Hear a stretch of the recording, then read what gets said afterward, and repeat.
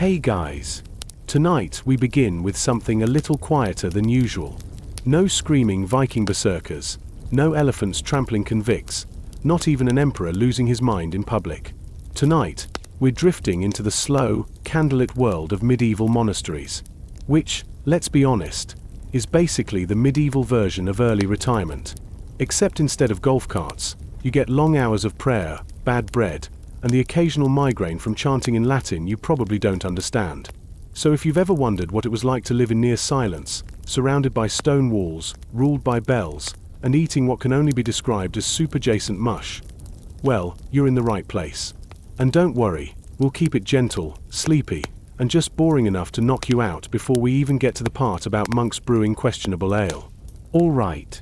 Lights down. Blankets up. Let's step through the cloister gates. The first thing to know about a medieval monastery is that it was basically its own little world. You walk in, and suddenly, time just stops.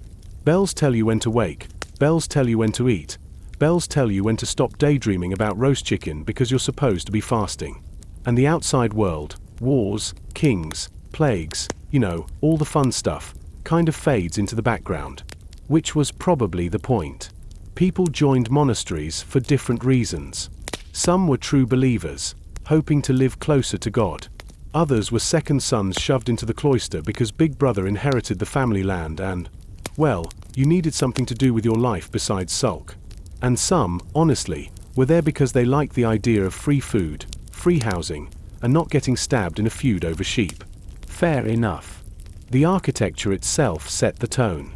Imagine long stone corridors echoing with footsteps, cold cloisters where the wind somehow finds you even indoors, and chapels that smell permanently of candle wax and damp wood. Monasteries were designed to remind you, life is fleeting, God is eternal, and also, yes, you'll be cold forever.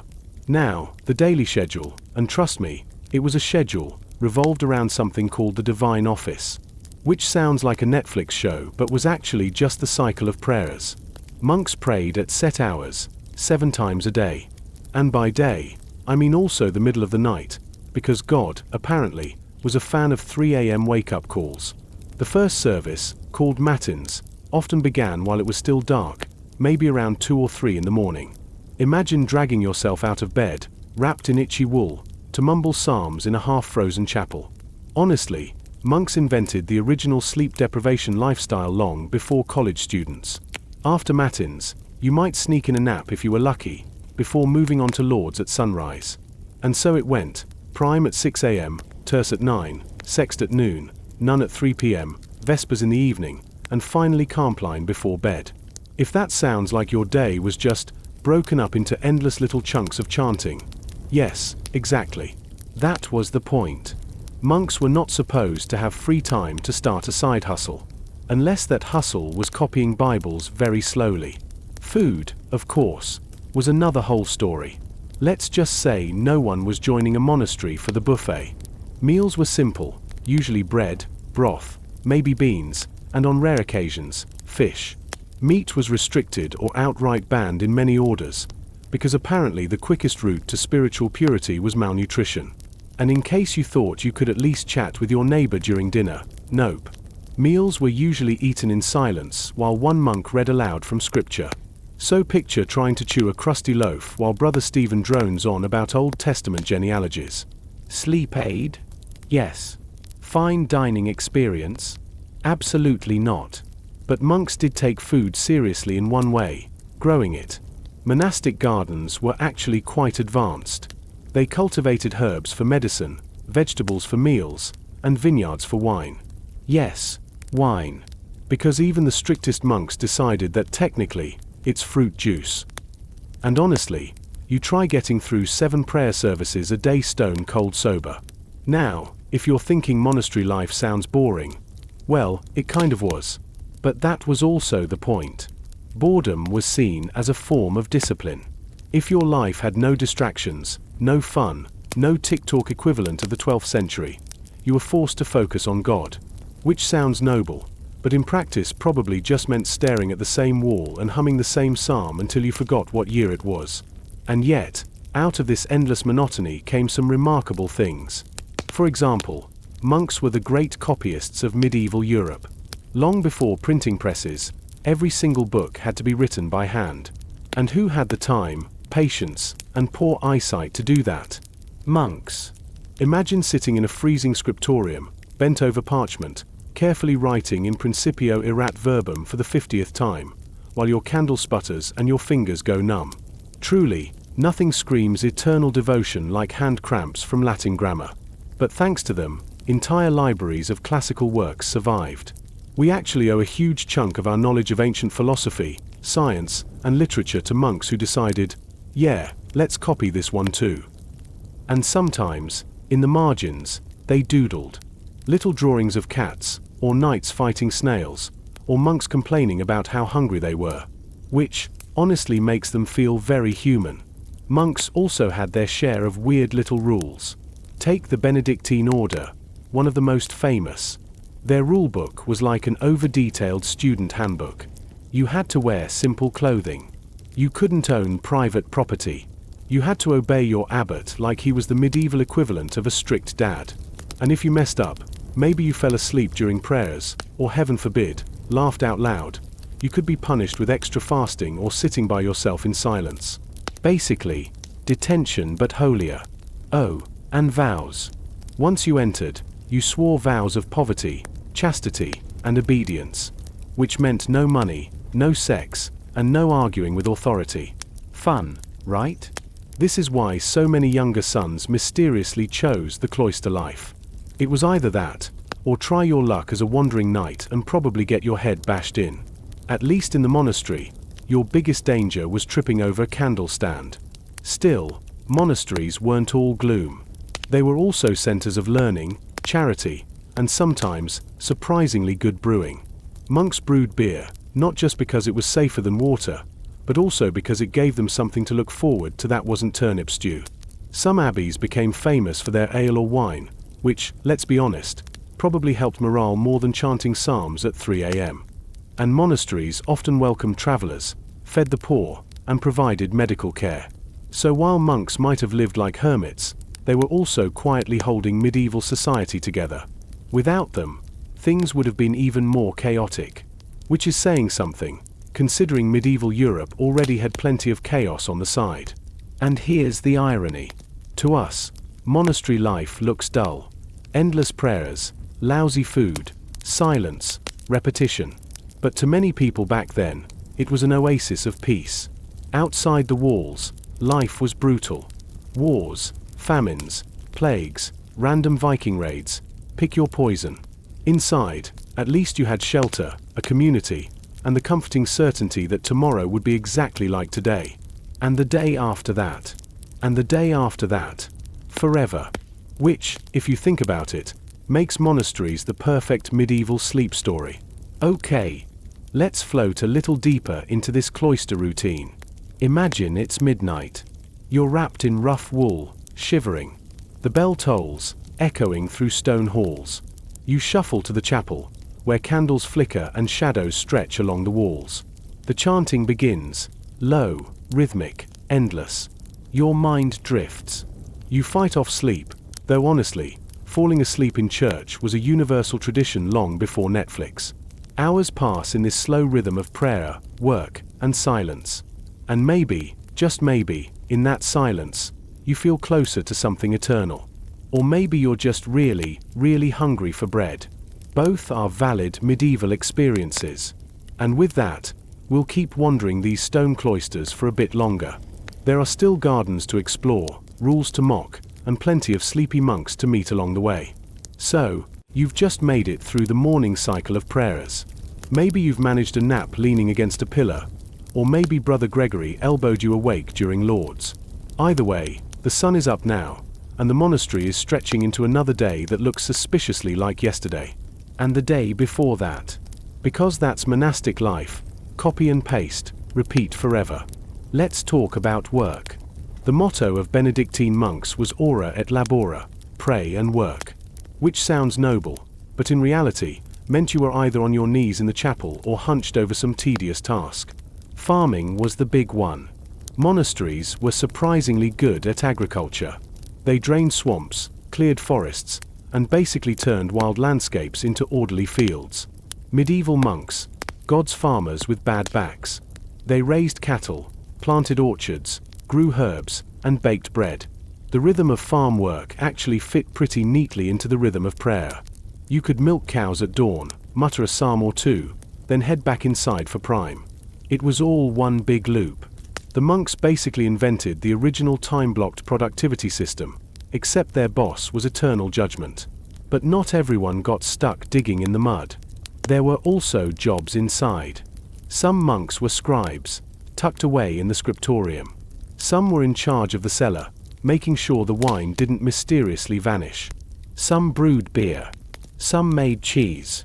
And then there were the librarians, who guarded the abbey's collection of books like it was a medieval hard drive.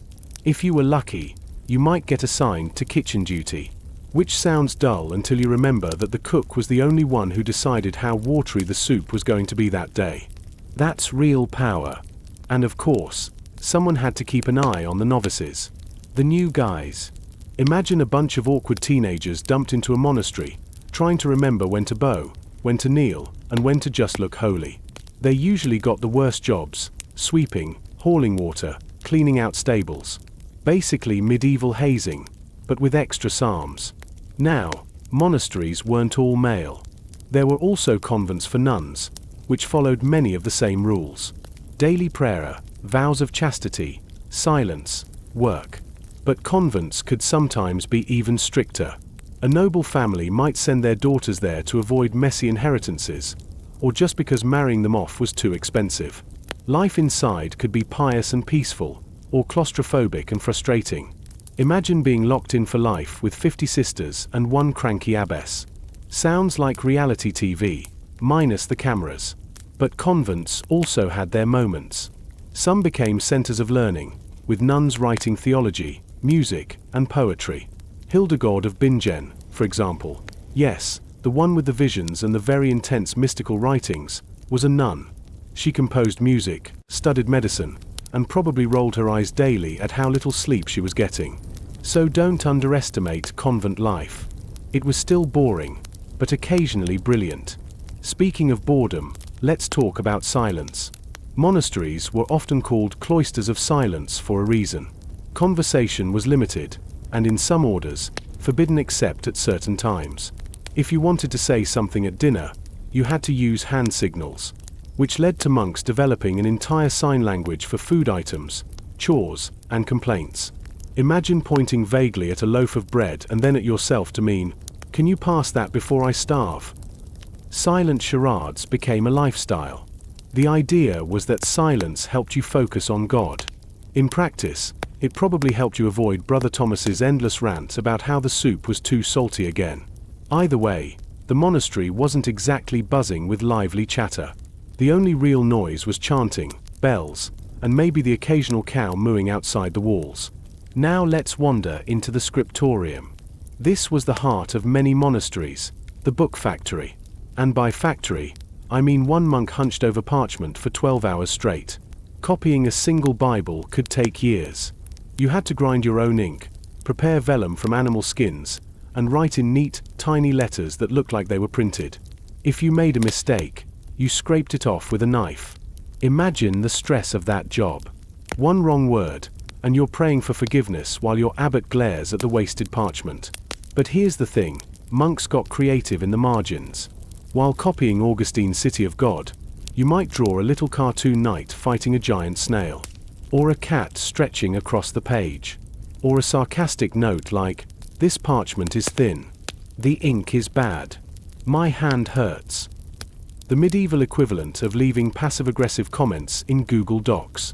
These doodles make the monks feel weirdly modern. Even in silence, they found ways to complain. Monasteries also kept rules tighter than a medieval tax collector.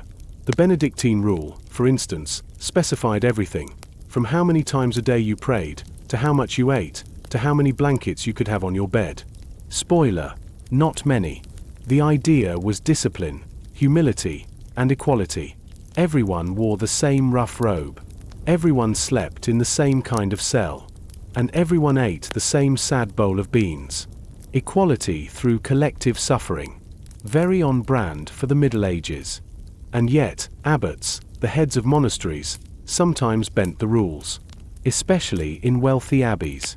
There are stories of monks sneaking in extra food, or abbots enjoying private quarters that looked suspiciously luxurious compared to the novice dorms.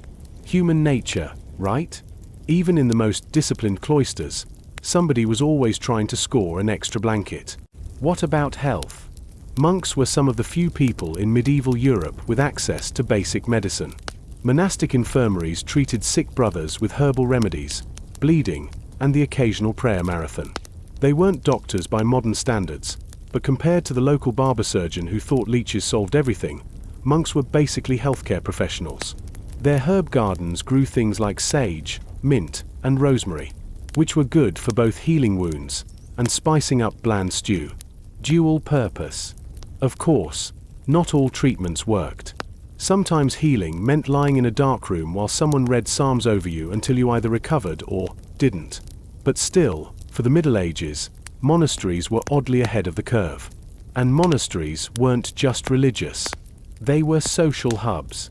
They provided charity to the poor, shelter for travelers, and food during famines. If you were lost on the road, an abbey was your safest bet for a meal and a bed. Think of them as medieval rest stops, only instead of gas and a bathroom, you got soup and a sermon. Not bad. At the same time, monasteries were politically connected. Wealthy patrons donated land or money, often in exchange for prayers for their souls. Which is how some monasteries became absurdly rich. Picture a cloister with gold candlesticks, fancy manuscripts, and wine cellars stocked like a royal palace, all while preaching poverty. The hypocrisy wasn't lost on anyone. But hey, if you wanted God's attention, throwing a bag of silver at some monks was one way to hedge your bets. So here's the paradox. Monastic life was designed to strip away luxury, distraction, and vanity. Yet, over time, monasteries became some of the wealthiest institutions in Europe. Lands, farms, vineyards, libraries, all under the control of men who were supposed to own nothing personally. It's the kind of irony history specializes in, and it kept the monasteries powerful for centuries. But for the average monk, daily life remained the same.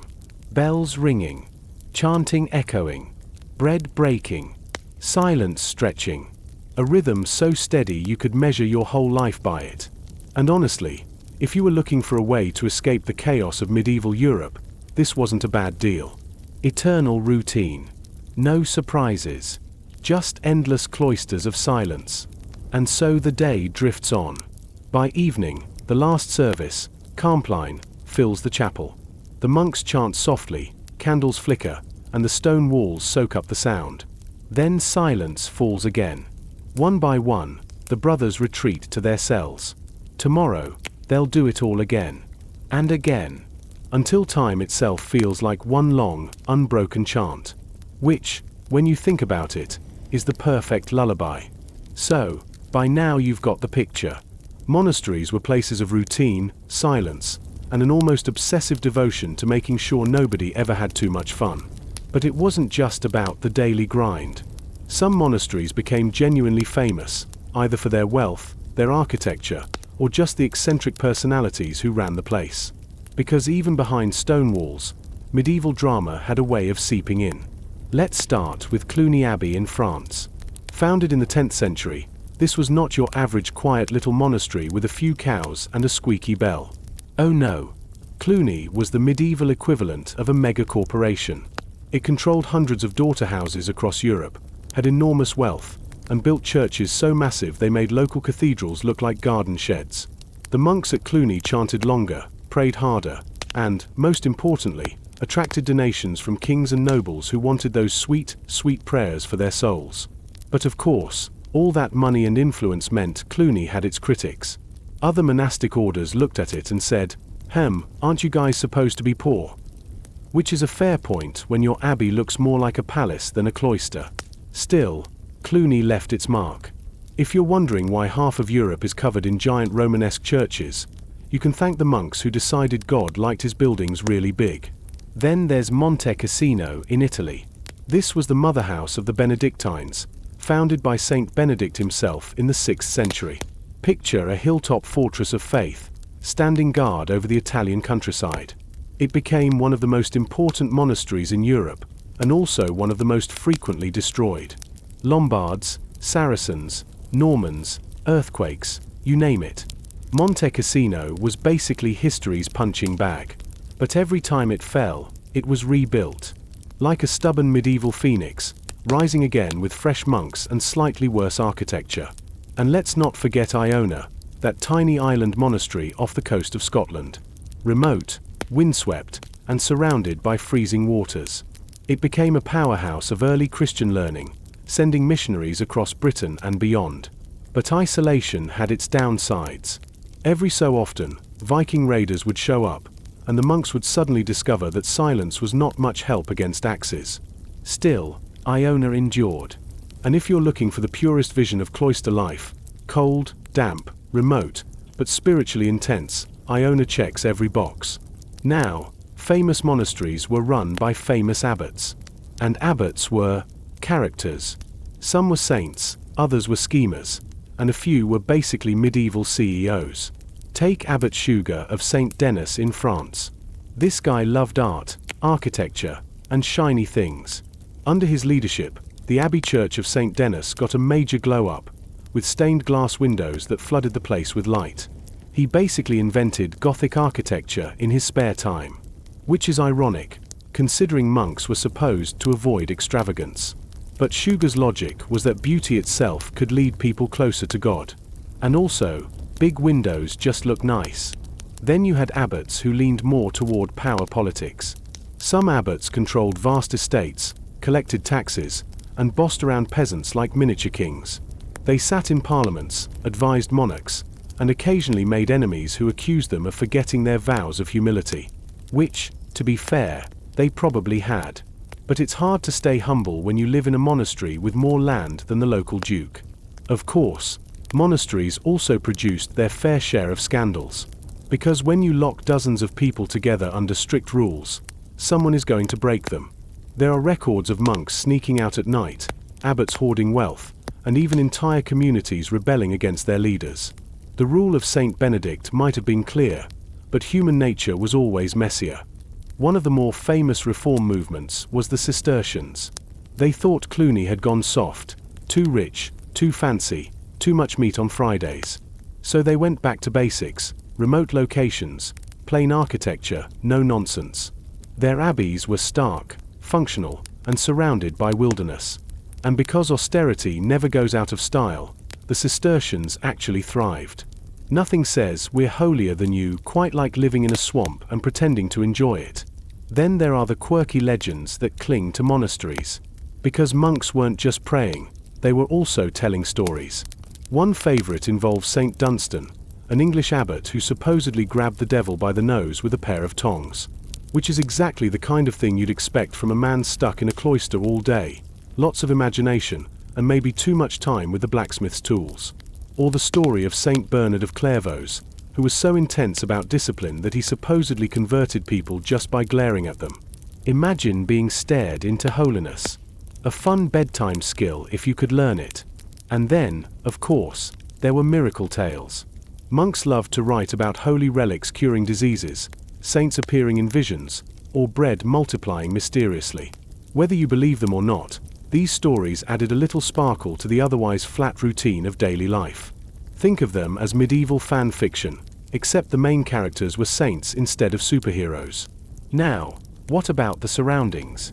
Monasteries weren't just stone walls. They usually had cloister gardens, square courtyards with covered walkways, where monks could stroll in silence. The garden often had a central fountain, symbolizing the waters of paradise. Peaceful, orderly, and just distracting enough to stop you from screaming into the void after your 7th prayer service of the day. Outside the cloister, there were fields, vineyards, barns, mills, sometimes even entire villages owned by the abbey. Monasteries were economic engines, self-sufficient and productive. If you were a peasant working abbey land, you might grumble about the rent, but you also knew the monks would feed you in a famine. It was a complicated relationship, somewhere between landlord and life coach, with extra incense. And here's a fun detail: monasteries had guest houses. Hospitality was a huge deal.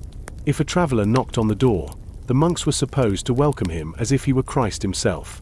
Which sounds very noble until you imagine 50 muddy pilgrims tracking dirt across your clean cloister floor.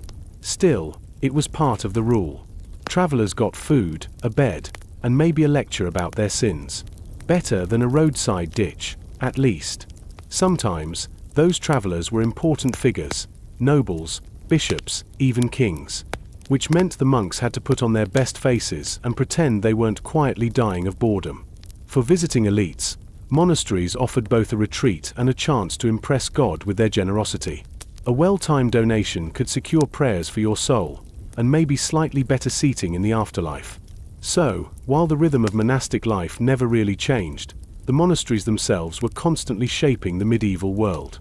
They were spiritual centers, yes, but also economic hubs, cultural factories, political players, and, occasionally, scandal machines. And that's the contradiction: silence inside the cloister, but echoes far beyond the walls. Picture this. It's twilight. The monks have finished vespers. The cloister garden glows with the last rays of sun. Somewhere in the distance, peasants are driving their animals home. Inside, the abbey is settling down, stone walls cooling, candles flickering low. The silence deepens, until it feels like the whole world has slowed to a gentle hum. And tomorrow, it all begins again. Bells, prayers, work, silence. The eternal loop of the cloister. So, we've walked the cloister halls, sat through the endless chanting, and even peeked over a monk's shoulder in the scriptorium. But what about the monks themselves? What was it actually like to be one of these guys, tucked away for life in a rhythm of silence, prayers, and boiled vegetables? The truth is, monks were human, which means they got bored. They got hungry. They got cranky. And sometimes, they got weird. One of the biggest struggles for monks was temptation. Not just the obvious "thou shalt not" kind, but also the subtle ones. Like the temptation to sneak a little extra food from the kitchen. Or the temptation to gossip in whispers when silence was supposed to reign. Or even the temptation to nap during services, which, let's be real, happened constantly. Picture a row of monks chanting psalms in a dim chapel, and one guy slowly nodding forward until his head bonks the pew. Holiness may be eternal, but drowsiness is universal. And then there were the more colorful temptations. Medieval writers talk a lot about monks being plagued by lustful dreams or daydreams about women they'd left behind. Which makes sense, considering vows of chastity weren't exactly natural. Some monks confessed to feeling tormented by thoughts of taverns, feasts, or, scandal of scandals, marriage. Others just complained about missing their mothers. It wasn't all high drama. Sometimes it was just homesickness dressed in Latin. Of course, the monastery had ways of dealing with these struggles. Confession was key. You admitted your wandering thoughts, your little slip-ups, your secret nap behind the altar, and your abbot gave you penance. More prayers, maybe a fast, maybe sitting apart from the group for a while. Basically, medieval timeout. It wasn't exactly brutal, but it reminded you that discipline was the point. The cloister was about crushing your ego until only silence remained. But even the most disciplined monk had moments of rebellion. We know this because records survive of monks sneaking wine, arguing with abbots, or just leaving the monastery altogether. Some monasteries complained about runaway monks, who disappeared into the night and never came back. Imagine the medieval equivalent of quitting your job by ghosting. There were also the quirky habits that made individual monks stand out. Some became obsessively pious, fasting to the point of fainting, sleeping on stone floors, or whipping themselves to conquer the flesh. Others leaned into eccentricity. One monk might be known for singing extra loudly, another for collecting odd relics, another for constantly doodling animals in the margins of manuscripts. If you lock a group of humans in silence long enough, the quirks start to bubble up. And sometimes those quirks turned into legends. The monk who tamed wild animals. The monk who had visions of angels. The monk who, according to rumor, never actually bathed but was considered holy anyway. Saints and eccentrics often overlapped in the Middle Ages. Holiness looked suspiciously like being really weird in public. Let's not forget about novices. These were the fresh recruits, often teenagers, who had to learn the ropes of cloister life. Imagine being 15, dumped into a stone dormitory, and told you'd never marry, never own anything, and spend your life chanting psalms with 50 grumpy old men. Not exactly a dream career. Some adjusted, others resisted, and a few simply ran away. For the ones who stayed, the monastery became their whole world. They aged inside those walls, moving from novice to monk to elder brother, until they were buried in the abbey graveyard under a plain stone marker. Life, death, eternity, all in one cloister loop. Now, you might wonder, did monks ever get happy? Strangely enough, yes. There are accounts of monks describing joy in the silence of prayer, in the beauty of a sunrise over the cloister garden, or in the shared rhythm of chanting. The monotony itself became a kind of peace. When every day is the same, you stop worrying about the future. You just exist in the moment, in the echo of the bells, which, depending on your personality, is either deeply comforting or deeply horrifying. And humor never disappeared, even in cloisters. Some monks wrote little jokes in their manuscripts. Others teased each other with hand signals at mealtime. There's even a record of one abbey where the monks loved to play practical jokes on the novices, harmless stuff, like sending them on impossible errands, go fetch the key to paradise. Medieval humor was basically dad jokes with extra incense. Of course, not every monk thrived. Some wrestled with melancholy, what we'd now call depression. The medieval term was acedia, a kind of spiritual listlessness. It was considered one of the great monastic dangers, the feeling that prayers were meaningless, that life was endless, that you just couldn't care anymore. Monks described staring out at the fields, longing to leave, or feeling trapped in an endless cycle of boredom. Acedia was the shadow side of the cloister, not dramatic, just heavy, like spiritual exhaustion. And yet, the rule was clear: endure, stay, pray, work. The cloister wasn't designed to make you happy. It was designed to shape you into something beyond yourself. Whether it worked or not, depended on the monk. What about friendship? Monks weren't supposed to have favorites, but of course they did. Bonds formed. Brothers supported each other, whispered encouragements, or shared secret snacks in the garden. There's even evidence of deep, affectionate friendships, sometimes so intense that abbots worried they distracted from devotion. Which says a lot about how starved for connection cloister life could be. When you live in silence, a single kind glance becomes its own form of rebellion. And then, finally, there was death. Monks thought about it constantly. Memento mori, remember you will die. Their cells were bare to remind them. Their prayers mentioned it daily. And when a brother did pass away, the community gathered, chanted psalms, and buried him in the abbey cemetery. No grandeur, no epitaphs, just a simple grave. Because in the end, all the silence, all the fasting, all the copying of books came down to one hope: that death wasn't the end. So, behind the stone walls and strict rules, monastic life was strangely human. Boring, yes. Restrictive, definitely. But also full of small struggles, little joys, quiet friendships, and the occasional rebellious snack. These monks weren't saints carved in marble. They were men, tired, hungry, distracted, sometimes holy, sometimes not. And maybe that's what makes their world so oddly relatable. Because who among us hasn't dozed off during something important? Or doodled in the margins when we were supposed to be paying attention? Or daydreamed about dinner while pretending to focus? In that sense, the monks weren't so different. Just quieter. And maybe better at gardening. Picture it one last time. The cloister at night. A row of cells. A flicker of candlelight through a crack in the door. A monk, wrapped in wool, whispering a prayer before sleep. Outside, the wind sighs against the stone. Tomorrow, the bell will ring again, and the eternal rhythm will continue. But for now, silence. So, we've been tucked inside the monastery long enough that the walls are starting to feel familiar. The silence, the bells, the endless beans. But monasteries weren't just little islands cut off from the world.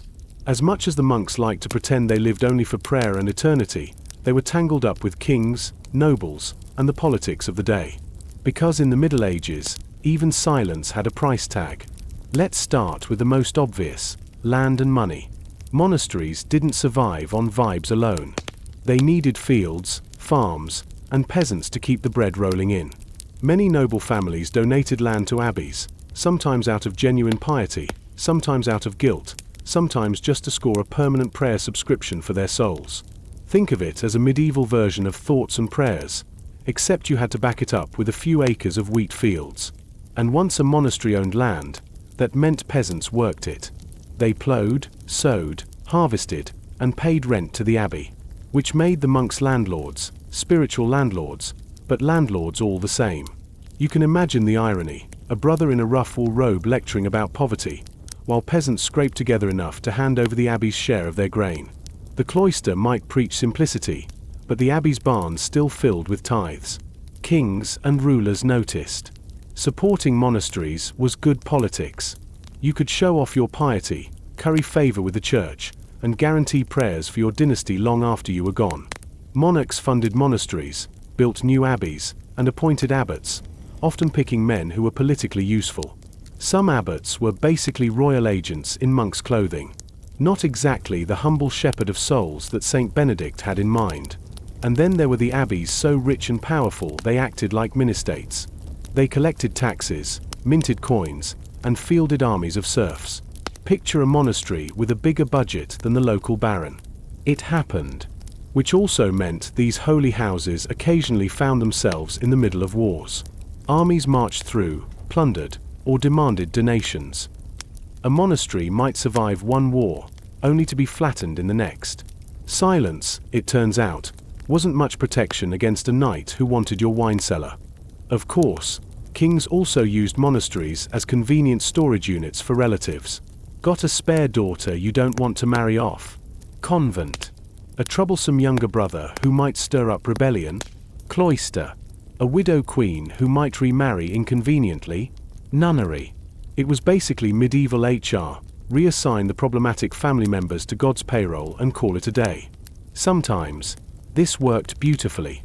Noblewomen became respected abbesses, running powerful convents with more authority than most men could dream of. Other times, it just created very cranky monks and nuns who hadn't exactly chosen the lifestyle voluntarily. Which, again, makes them feel strangely relatable. And speaking of cranky, monasteries occasionally butted heads with bishops. Technically, abbeys were supposed to answer to the local bishop.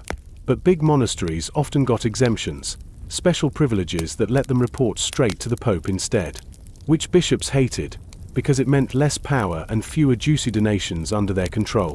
Cue centuries of passive-aggressive letters, papal bulls, and the occasional actual brawl. Nothing says Christian brotherhood quite like two sets of clergy arguing over who gets to skim the tithe money. Yet, despite all this entanglement, monasteries also served as refuges. During famines, they opened their barns. During wars, they sheltered civilians. During plagues, they prayed over the sick and buried the dead. Not glamorous, but crucial. And because monks could read and write, they often ended up recording history. Chronicles from abbeys are some of the only surviving sources we have for certain years. Without bored monks scribbling in their cloisters, half of medieval history would be a complete blank. There's also the small matter of culture. While peasants were singing folk songs in fields and nobles were commissioning bards, monks were writing down music in notation. They developed chants, experimented with harmonies, and passed down the first written systems of Western music.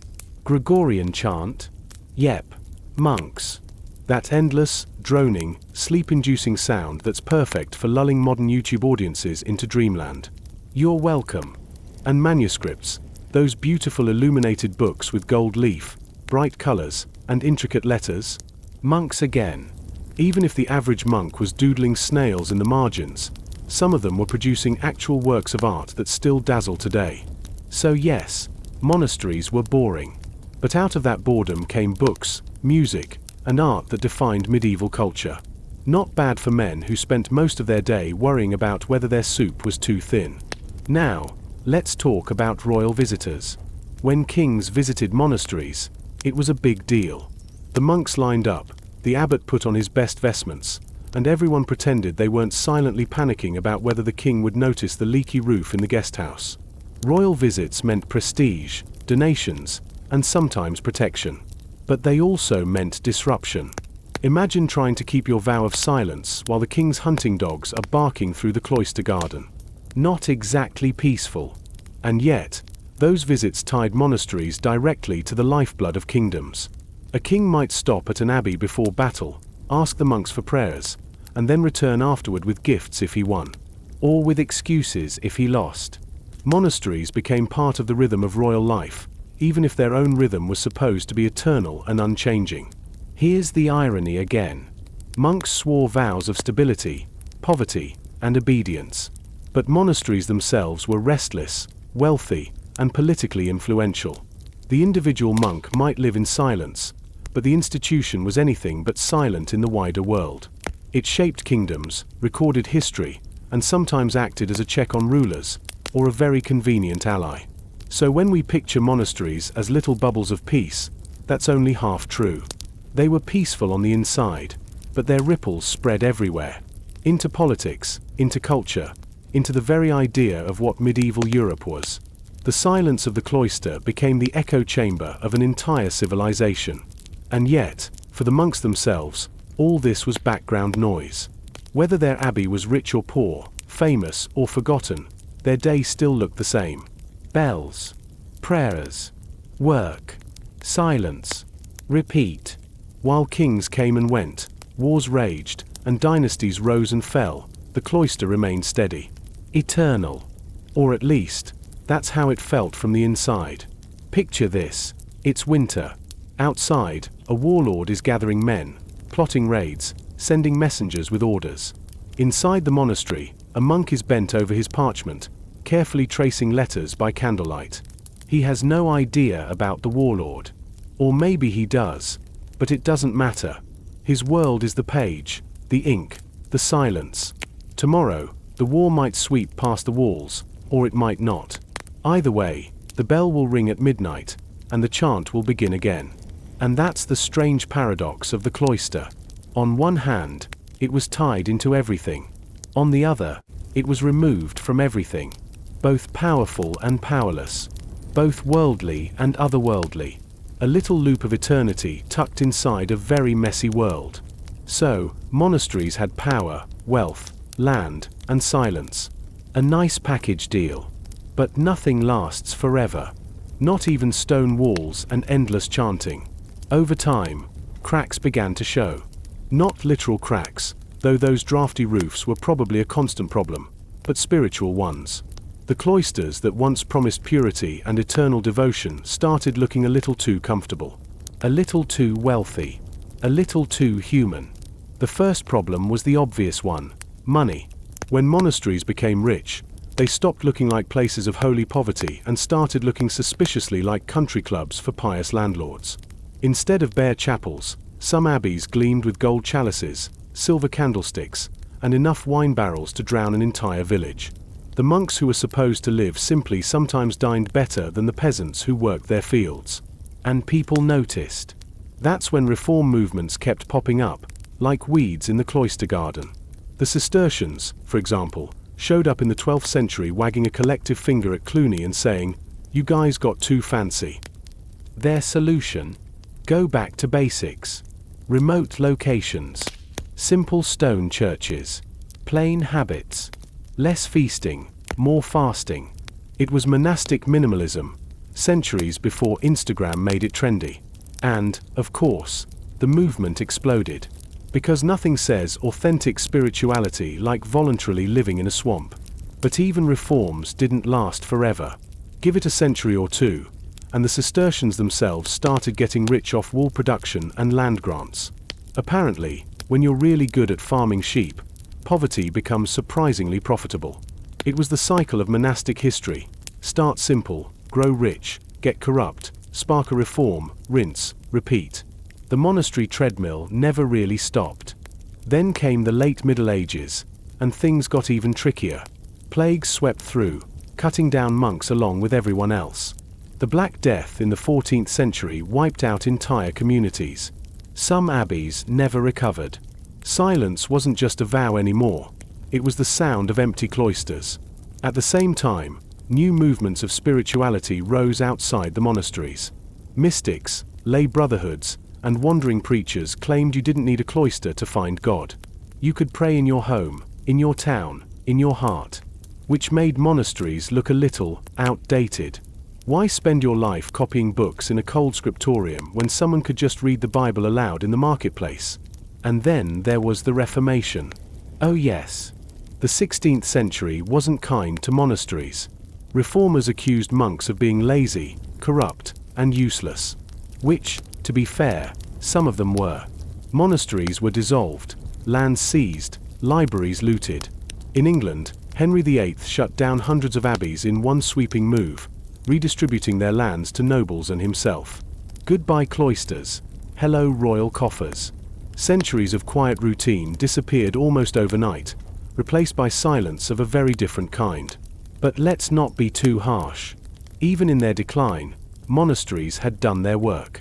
They'd preserved books, developed farming, brewed beer, created music, and given countless people a place of refuge. If they also occasionally hoarded wealth and grumbled about soup, well, that just makes them human. The cloister may have been boring, but boring things are often the glue that holds societies together. What about the monks who lived through this twilight? Imagine being Brother Matthew in the 16th century. You've spent 40 years in your abbey, waking at midnight, chanting psalms, tending the garden. Then one day, soldiers arrive with royal orders. The abbey is dissolved. The lands are gone. You're free to leave. But what does freedom mean to a man whose whole life has been measured in bells? Some monks tried to adapt, others drifted into parish work, and some just faded quietly into history. The cloister's silence dissolved into the wider world. And yet, monasteries never completely vanished. Even after the Reformation, some orders survived, reforming again and again, smaller and poorer but still stubborn. In Catholic countries, they endured. In Protestant lands, they reappeared centuries later. Even today, there are monks who rise at 3 a.m., chant psalms, and live in cloisters that look suspiciously like their medieval ancestors. The rhythm never entirely died. It just shifted. So the twilight of medieval monasticism wasn't really an ending. More like a long, slow fading of one kind of silence, blending into another. From centers of power to relics of the past, the monasteries slipped into history, leaving behind stone ruins, manuscripts, and a whole lot of stories about hungry monks and cranky abbots. Picture it one last time. The abbey stands in ruins. The roof is gone, the cloister overgrown with weeds. Birds nest in the empty windows where once stained glass glowed. But if you stand still, in the quiet, you can almost hear it. The echo of bells. The murmur of chanting. The shuffle of sandals on stone. The silence lingers, even centuries later. Because that's what monasteries were, not just buildings, but rhythms of silence carved into time. Rhythms that outlasted kings, plagues, and wars. Rhythms that, in their strange, boring, holy way, still hum faintly in the background of history. So here we are. We've walked through the cloister halls, we've heard the bells, we've tasted the bean soup, or at least imagined it. We've seen the abbeys rise in power, watched them gather wealth, then fade into ruins. We've listened to monks whisper prayers in the dark, doodle snails in their manuscripts, and occasionally sneak a snack they weren't supposed to have. And through it all, the silence has never really left. That's the strange magic of monasteries. They were designed to be eternal, to strip away the noise of the world and replace it with the steady hum of prayer. And while the world outside raged with wars, plagues, and dynasties collapsing, the cloister stayed almost unnervingly consistent. Bells, prayers, work, silence, over and over. For centuries. Of course, reality was messier. Monks got bored. Abbots got greedy. Nobles used abbeys as storage for inconvenient relatives. Some monasteries became rich beyond belief, others starved, and plenty went up in flames thanks to raiders or reformers. The cloister was never quite as holy or as pure as the rulebooks claimed. But it didn't have to be. Its power was in its rhythm. And maybe that's why people are still fascinated by them today. If you visit an old abbey ruin, What strikes you first isn't what's missing, but what lingers. The echo. The stillness. The feeling that something quiet has soaked into the stone and just won't leave. Even centuries later, the silence hums. In a way, that silence is its own kind of history. Not the battles or coronations you read about in school, but the slow, uneventful passing of thousands of ordinary days. Monks rising at midnight, chanting until dawn, working in gardens, copying manuscripts, eating in silence, going to bed, only to do it all again. No drama, no spectacle, just endless, steady time. And yet, out of that boring life came books that preserved ancient knowledge, music that shaped Western tradition, and communities that fed the poor and cared for the sick. Boring doesn't mean useless. Sometimes boring is exactly what holds the world together. So as the bells fade in the distance and the cloister settles into twilight, maybe take a little comfort in their rhythm. The monks may be long gone, the soup long cold, the psalms long forgotten, but the silence they practiced still lingers. It drifts out of the ruined cloisters, through the centuries, and maybe, just maybe, into your own quiet room tonight. Because history isn't only kings and wars. Sometimes it's just monks in sandals, humming the same psalm for the 1000th time, reminding us that even in the noisiest ages, someone, somewhere, was keeping watch in silence. And with that, the cloisters close their gates. The stone walls rest. The candles burn out. And the silence, once again, takes over. Now, we're going someplace warmer. Sunlight on marble, olive groves swaying in the wind, and the faint smell of volcanic fumes that may or may not be making everyone a little dizzy. Welcome to Delphi, home of the most famous oracle in the ancient world. Now, if you've ever thought your horoscope was vague, just wait until you meet the Pythia. She was the high priestess of Apollo, perched on a tripod over a mysterious chasm, whispering riddles that determined the fate of kings and empires. Was she divinely inspired, or just extremely high on fumes? Scholars still argue. Either way, people lined up from across the known world to hear her mumble something that could mean literally anything. So tonight, we're going to wander through the shrine of Apollo. We'll listen to the whispers, smirk at the weirdness, and watch as entire kingdoms hinge on the words of a woman in a trance. No drama, no explosions, just a lot of vague advice and the occasional suspicious donation of gold. All right, dim the lights, settle in, and let's walk up the sacred way together. First, let's get our bearings. Delphi sat on the slopes of Mount Parnassus, overlooking a sweeping valley of olive trees that seems to roll on forever. The location itself was dramatic: steep cliffs, a crisp mountain breeze, and a view that probably convinced more than one visitor that yes, the gods definitely lived here. The Greeks were very into the whole theatre of nature vibe, and Delphi nailed it. The sanctuary was dedicated to Apollo, god of music, light, reason, and apparently also cryptic advice that could ruin your life if you misinterpreted it. The centerpiece was the Temple of Apollo, where the oracle did her thing. But the place was more than just a temple. It was a whole complex: treasuries, statues, altars, fountains, all built from the offerings of cities trying to one-up each other. Imagine a divine gift shop crossed with a political flex zone. And then, of course, there was the oracle herself. The Pythia. She wasn't just any woman, though the qualifications weren't exactly Ivy League.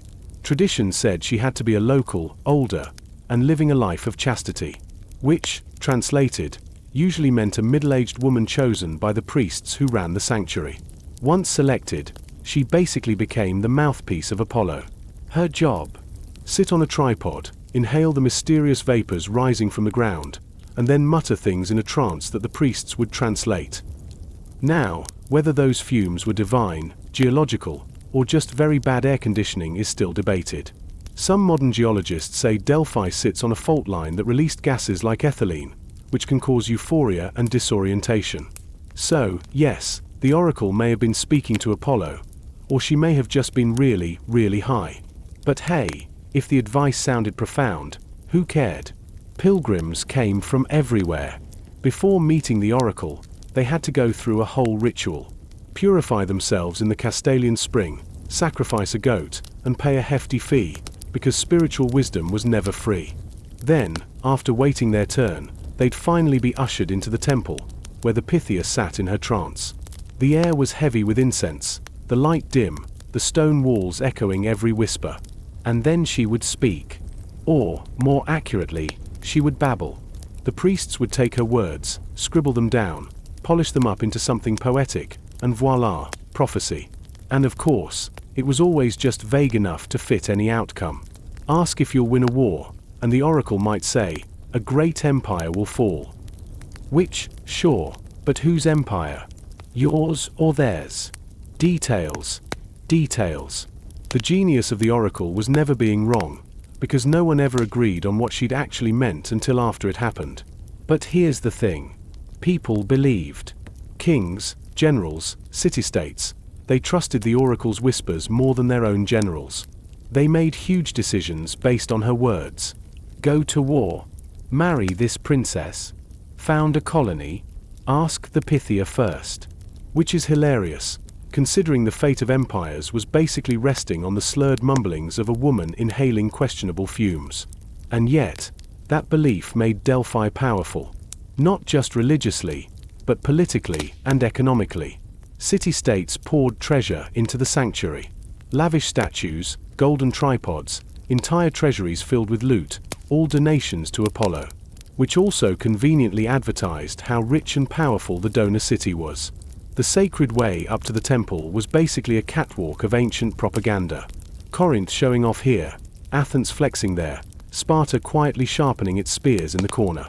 So Delphi wasn't just a place of prophecy. It was the ancient world's political stage. A place where whispers could steer wars, where gold bought prestige, and where everyone pretended they were here for spiritual reasons while also side-eyeing their rivals' donations. So, you've made it to Delphi. You've trudged up the sacred way, past all the flashy treasuries and statues. You've purified yourself in the sacred spring, sacrificed your goat, and emptied your purse into the sanctuary coffers. Now you're standing outside the temple of Apollo, wondering how exactly this world-changing prophecy thing actually works. Well, let's step inside. The temple itself wasn't some enormous cathedral. It was actually pretty modest compared to all the treasuries cluttering the hillside. But inside was the real magic, the adyton, the inner chamber where the oracle sat. And here's where the strangeness began. The Pythia, the priestess, would seat herself on a tripod, basically a three-legged stool, placed over a fissure in the earth. From this fissure, the mysterious vapors supposedly rose. Add incense, chanting, and the general vibe of ancient health and safety violations, and you had the perfect recipe for altered states of consciousness. The ritual to prepare the oracle was long and specific. First, the priests checked the omens. They might sprinkle water on a goat and watch how it reacted. If the goat shivered, the signs were good. If it didn't, tough luck, no prophecy today. Which, by the way, was a brilliant system. If the oracle didn't feel like working, suddenly the goat had mysteriously refused to give its blessing. If the omens looked favorable, the Pythia would then purify herself with a bath in the Castalian spring, chew some bay leaves, because nothing says divine inspiration like chewing shrubbery, and take a seat over the fissure. The atmosphere was heavy with incense, the flicker of oil lamps danced on the walls, and a hush fell over the temple. The stage was set. Now, what happened next depends on who you ask. Ancient writers described the oracle entering a trance, trembling, and speaking in strange voices. Some said she raved, others said she mumbled, others insisted she spoke clearly but cryptically. Whatever she did, it wasn't exactly a TED talk. Her words were messy, fragmented, and often unintelligible. Which is where the priests came in. The priests of Apollo acted as translators, or, let's be honest, editors. They took the oracle's raw words and polished them into elegant hexameter verse. You asked if you should invade Persia. The Pythia babbled something about ships and shadows. Don't worry, the priests would turn it into a neat little couplet about a mighty empire falling. A prophecy vague enough to cover all bases, yet poetic enough to sound divine. This dual system, one woman babbling, a team of priests tidying it up, is probably why the oracle seemed so mysterious and wise. It wasn't just the fumes. It was the management. Let's pause here to talk about those fumes. For centuries, skeptics doubted they even existed. Ancient sources mentioned them, but later excavations didn't find much. Then, in the 1990s, geologists studied the site and discovered that yes, Delphi sits right on a fault line. The rock below contains bitumen and ethylene gas. When fissures opened, gases could seep upward. Ethylene, in small doses, causes euphoria, dizziness, and a dreamlike state. In higher doses, it can cause trance-like speech. So, it turns out the ancients weren't exaggerating. The oracle was basically hotboxing on a geological vaporizer. But here's the catch: not every session would have been the same. Sometimes the gases flowed, sometimes they didn't. Which may explain why some days the oracle was too sick to deliver prophecies. Science and religion were literally leaking out of the rocks together. And of course, the priests controlled access to all of this. You didn't just stroll in and ask the oracle for life advice. The Delphic sanctuary had a whole waiting system. Big, powerful states, Sparta, Athens, Corinth, got priority. Smaller cities or private individuals waited in line. Unless, of course, you were willing to donate a little extra gold. Then, somehow, your turn came sooner. Divine wisdom may have been free, but scheduling it was definitely pay to play. This meant the oracle wasn't just a spiritual figure. She was part of a whole bureaucracy. Pilgrims lined up. Fees were collected. Priests managed the traffic. Scribes wrote down responses. It was basically the ancient world's DMV, except instead of a driver's license, you got a prophecy that might ruin your life. The Pythia herself only gave oracles on certain days, originally once a year, then later once a month, which added to the mystique. You couldn't just pop by on a Tuesday and ask if your marriage was going to work out. You had to wait, purify, pay, and hope the goat shivered. All of this built suspense and authority. By the time you actually stood in front of her, you were primed to believe that whatever she said was sacred truth. And honestly, it worked. People came away awestruck, carrying prophecies back to their cities like sacred treasures. Whether or not they understood them was a different matter. But they believed. And belief, more than anything else, is what made Delphi powerful. So picture it. A dim chamber. The Pythia trembling on her tripod, her voice rising and falling like wind through the stones. Priests hovering nearby, ears sharp, pens ready. A nervous general waiting for his answer. Outside, the sacred way glitters with statues, offerings, and the quiet shuffle of pilgrims. And in the heart of it all, the whispering walls of Delphi breathe out another riddle. So, what exactly did the oracle say? We've got this dramatic setup, the temple, the fumes, the priests with their pens. But what about the words themselves? The Pythia didn't exactly hand out clear bullet point lists of advice. Instead, she specialized in something far more useful. Cryptic one-liners that sounded profound but could mean almost anything. And honestly, that was the genius of Delphi. Never be wrong by never being clear. One of the most famous examples was given to King Croesus of Lydia. Croesus was ridiculously wealthy, so wealthy that even today, people say rich as Croesus.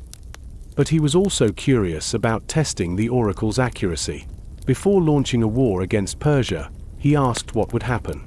The oracle replied, "If you cross the river Halys, a great empire will fall." Croesus was thrilled. Clearly that meant Persia's empire would collapse. He crossed the river, went to war, and promptly got crushed by Cyrus the Great. Turns out the prophecy was accurate. An empire did fall, just not the one Croesus had in mind. A little reminder that the oracle always left herself a loophole.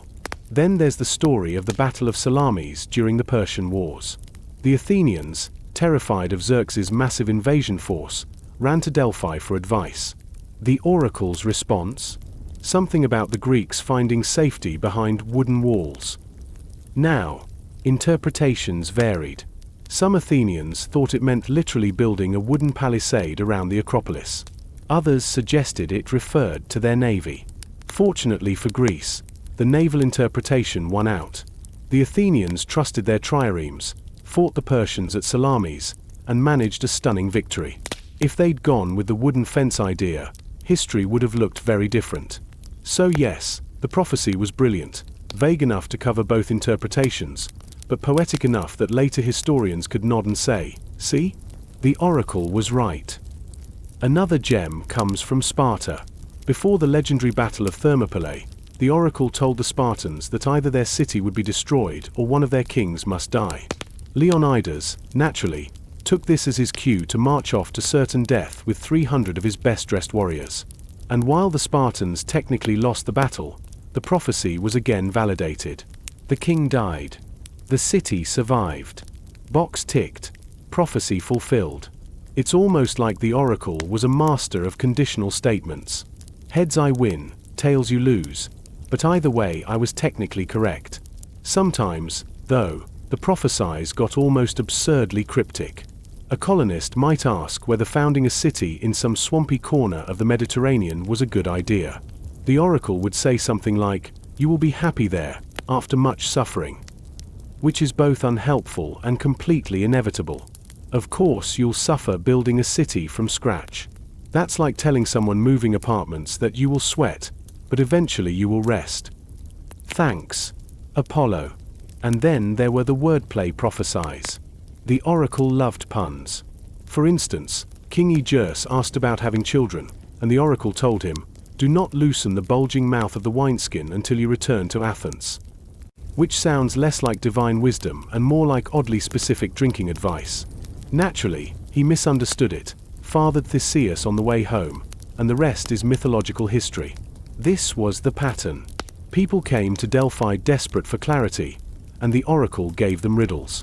And the more desperate they were, the more meaning they squeezed from those riddles. Which is maybe the secret to why the oracle lasted so long. When people really want an answer, they'll find one, even if it's hidden in nonsense. But let's not forget the political edge. The oracle wasn't operating in a vacuum. The priests of Delphi were well informed. They had pilgrims coming in from across the Greek world, carrying news, gossip, and rumors. So when the Pythia spoke, her divine words often conveniently aligned with the current political climate. If Corinth was growing restless, maybe Apollo suddenly warned against certain alliances. If Sparta was on the rise, maybe Apollo whispered about Spartan destiny. It wasn't just prophecy, it was spin. And the beauty of it was that no one could call it propaganda, because technically it came from the gods. And the fame of Delphi spread far beyond Greece. Foreign rulers sent gifts and asked for advice. Croesus, we mentioned. Later, even the Romans paid attention. The oracle's riddles shaped not just city-states, but empires. That's a lot of influence for what was, at its core, a woman mumbling while priests furiously edited her lines into poetry. So picture it. You're a nervous general. You've brought your offerings, chewed your bay leaves, and now you're standing in the temple. The Pythia shakes, her voice rises, the priests scribble, and then you hear the verdict: a great empire will fall. Or trust in the wooden walls. Or beware the bulging wineskin. Do you understand it? Not really. Do you believe it? Absolutely. And that belief might just send you marching into history, or into disaster. So, we've heard the riddles. But who were the people asking them? The oracle at Delphi didn't spend her days advising farmers on crop rotations or helping shepherds decide which hillside was best for their goats. No, this was a high-stakes oracle.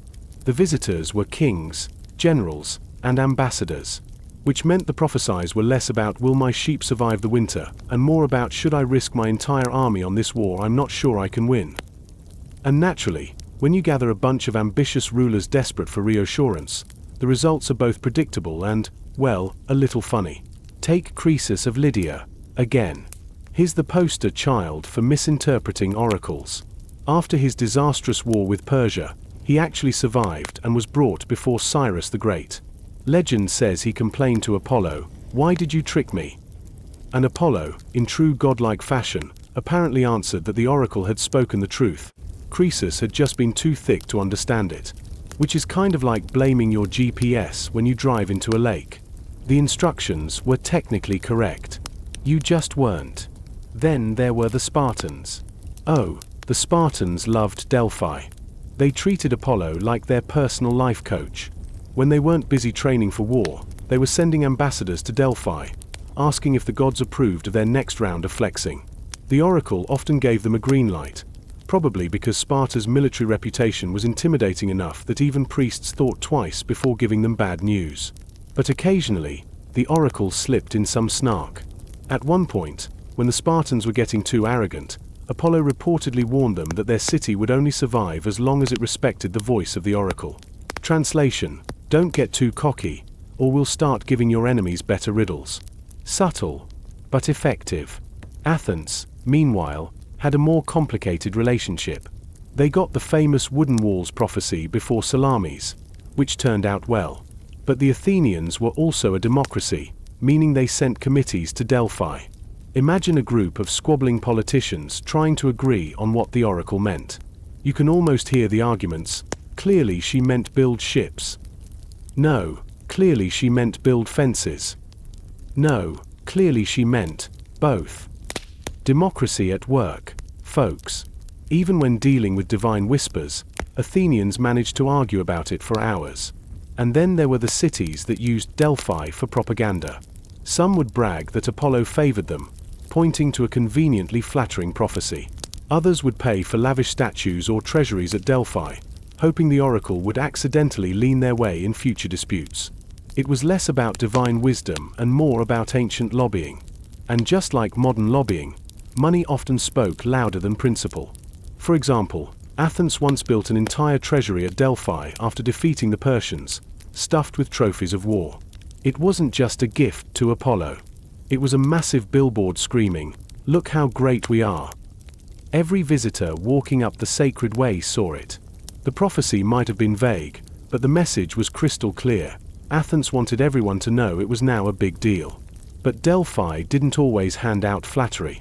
Sometimes, the oracle was brutally honest, or at least, that's how it was remembered. When asked what Sparta's fate would be if it invaded Arcadia, the oracle allegedly said, "You will capture it. But beware, for many dancers will tread on your plain." Which sounds nice until you realize dancers was code for soldiers trampling Spartan land after their inevitable defeat. Once again, vague, poetic, and just sharp enough to sting. Foreign rulers also came knocking. After all, Apollo didn't stop at the Greek border. Croesus, as we saw, made the trip. Other kings sent rich gifts, hoping Apollo's whispers could cross cultural lines. Delphi basked in this international fame. The more exotic the visitor, the more prestige the oracle gained. Imagine a line of ambassadors in colorful robes, each clutching golden bowls or ivory statues, all waiting their turn to hear some muttered riddle. The priests must have been thrilled. Not only was Apollo getting attention, but the sanctuary was practically drowning in treasure. And speaking of treasure, one of the most human sides of Delphi was the constant tug-of-war over money. Cities stored their wealth there for safekeeping, assuming no one would dare rob Apollo. Which worked, until it didn't. More than once, invading armies looted Delphi, carrying off gold that had been safely entrusted to the god. But even here, the oracle had a clever escape clause. If the looters suffered bad luck afterward, it was declared punishment from Apollo. If they thrived, well, maybe Apollo secretly approved. Heads, the oracle wins. Tails, the humans were too sinful to deserve protection. Convenient. But beneath the grandeur, there were always little hints of stage management. Priests carefully chose which questions got answers, which prophecies got remembered, and which ones quietly disappeared. A ruler who donated generously, his prophecy would probably sound profound. A small-town pilgrim with nothing to give? His answer might be so vague it could apply to the weather. Spiritual wisdom, yes, but also very much customer service. So picture it again. A nervous king pacing outside the temple. Priests whispering, tallying gifts. The Pythia trembling on her tripod, her voice rising in riddles. A scribe polishing the words into poetry. And then the king walking away, clutching his prophecy like it's solid gold, not realizing it's actually just verbal smoke. Because that was the secret of Delphi. It wasn't about giving answers. It was about giving just enough to make you believe the answers were there. So, by now you've probably noticed something. All this whispering from Apollo wasn't just about divine truth. It was also, very conveniently, about keeping Delphi rich and important. And like any successful institution, the sanctuary ran on a mix of faith, politics, and a little creative accounting. Let's start with the treasuries. As you climbed the sacred way, that winding path up to Apollo's temple, you passed a row of small, fancy buildings. These weren't shops, despite looking suspiciously like ancient boutiques. They were miniature temples, called treasuries, built by individual city-states to store offerings and show off their wealth. Athens had one. Sparta had one. Corinth had one. It was like a neighborhood of ancient bank vaults crossed with ego shrines. Each treasury was crammed with gold, silver, weapons, and shiny things dedicated to Apollo. But of course, these weren't just gifts to the god. They were political flexes. A city could point to its treasury and say, "Look how generous we are to Apollo. Clearly, he favors us more than our rivals." It was basically divine one-upmanship in architectural form. And it wasn't just cities. Wealthy individuals also donated golden bowls, tripods, statues. Croesus of Lydia, for example, sent so much treasure to Delphi that the priests probably had to build new storage closets. He gave golden lions, mixing bowls, necklaces, even a throne.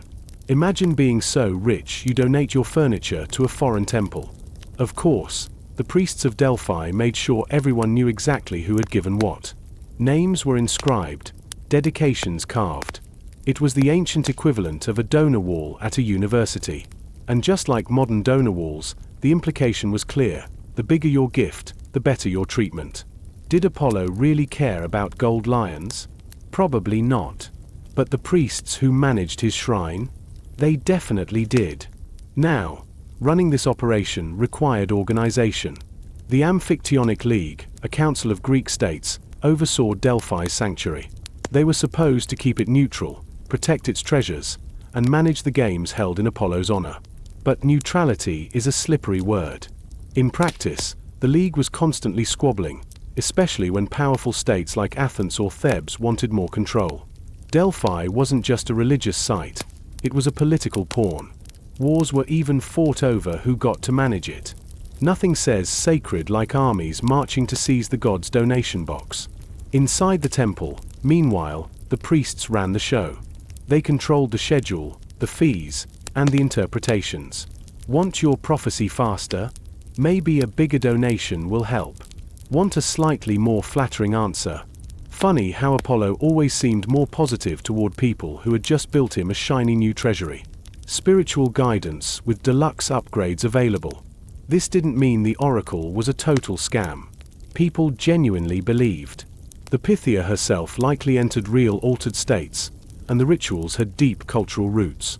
But layered on top of that faith was a very practical awareness of money and power. The whispers might come from Apollo, but the bookkeeping definitely came from the priests.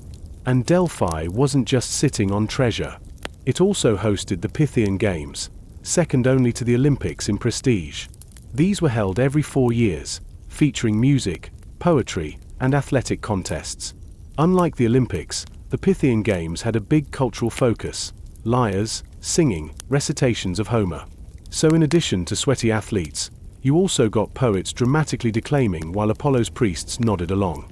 The games drew crowds, boosted Delphi's fame, and conveniently filled the local inns.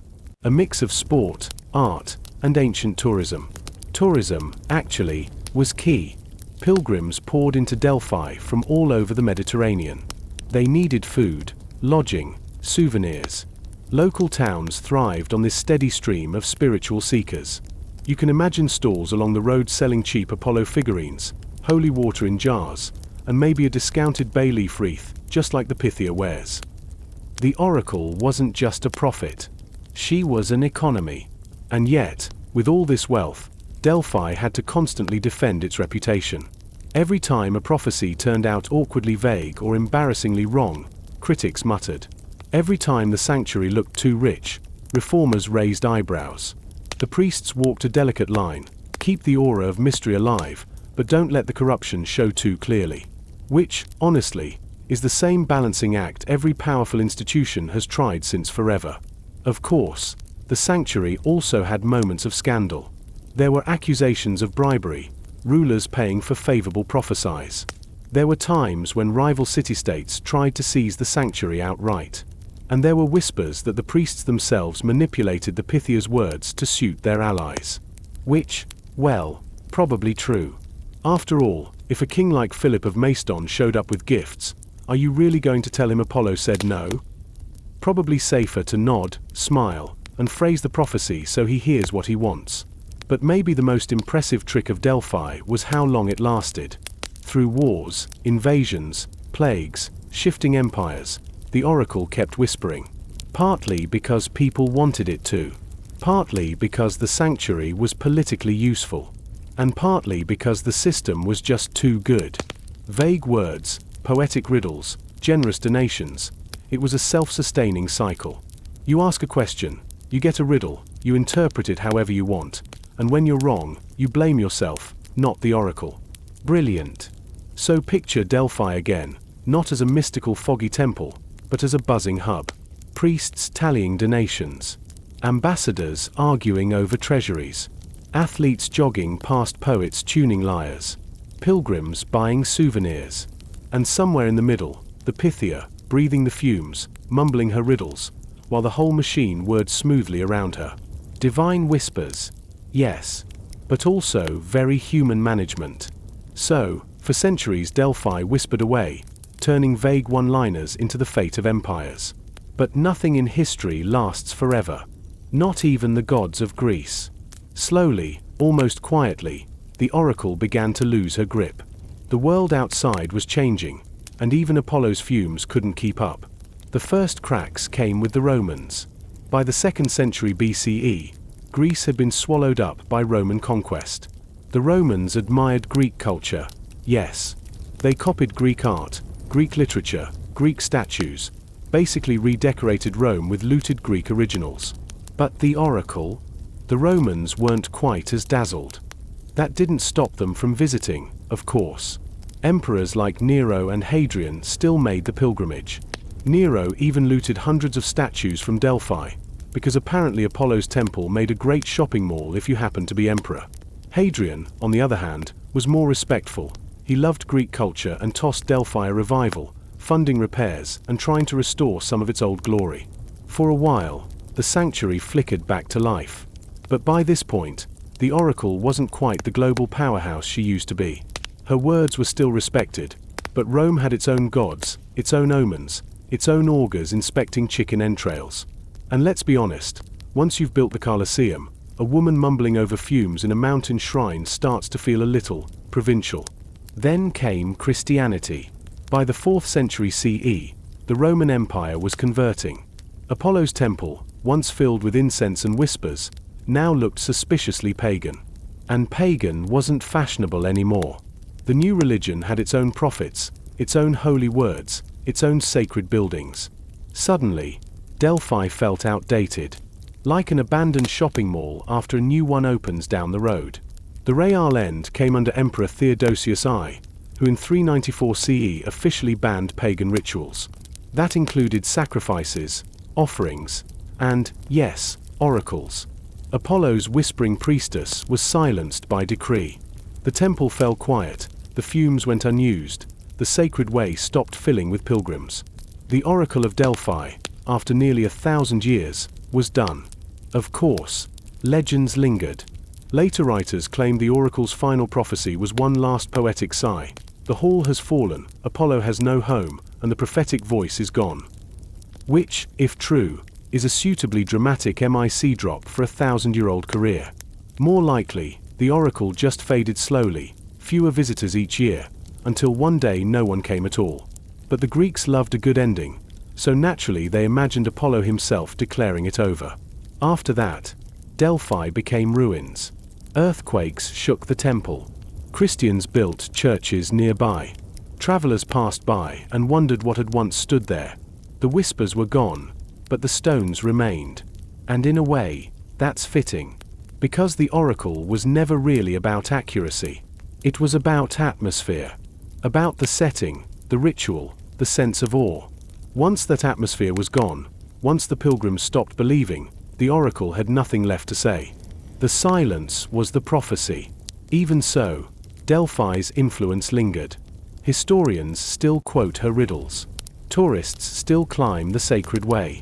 Archaeologists still uncover treasuries and statues. And modern geologists still argue about the exact mix of gases that may have fueled her visions. The oracle may have gone silent, but her whispers echo on in history books, museum displays, and slightly overdramatic documentaries.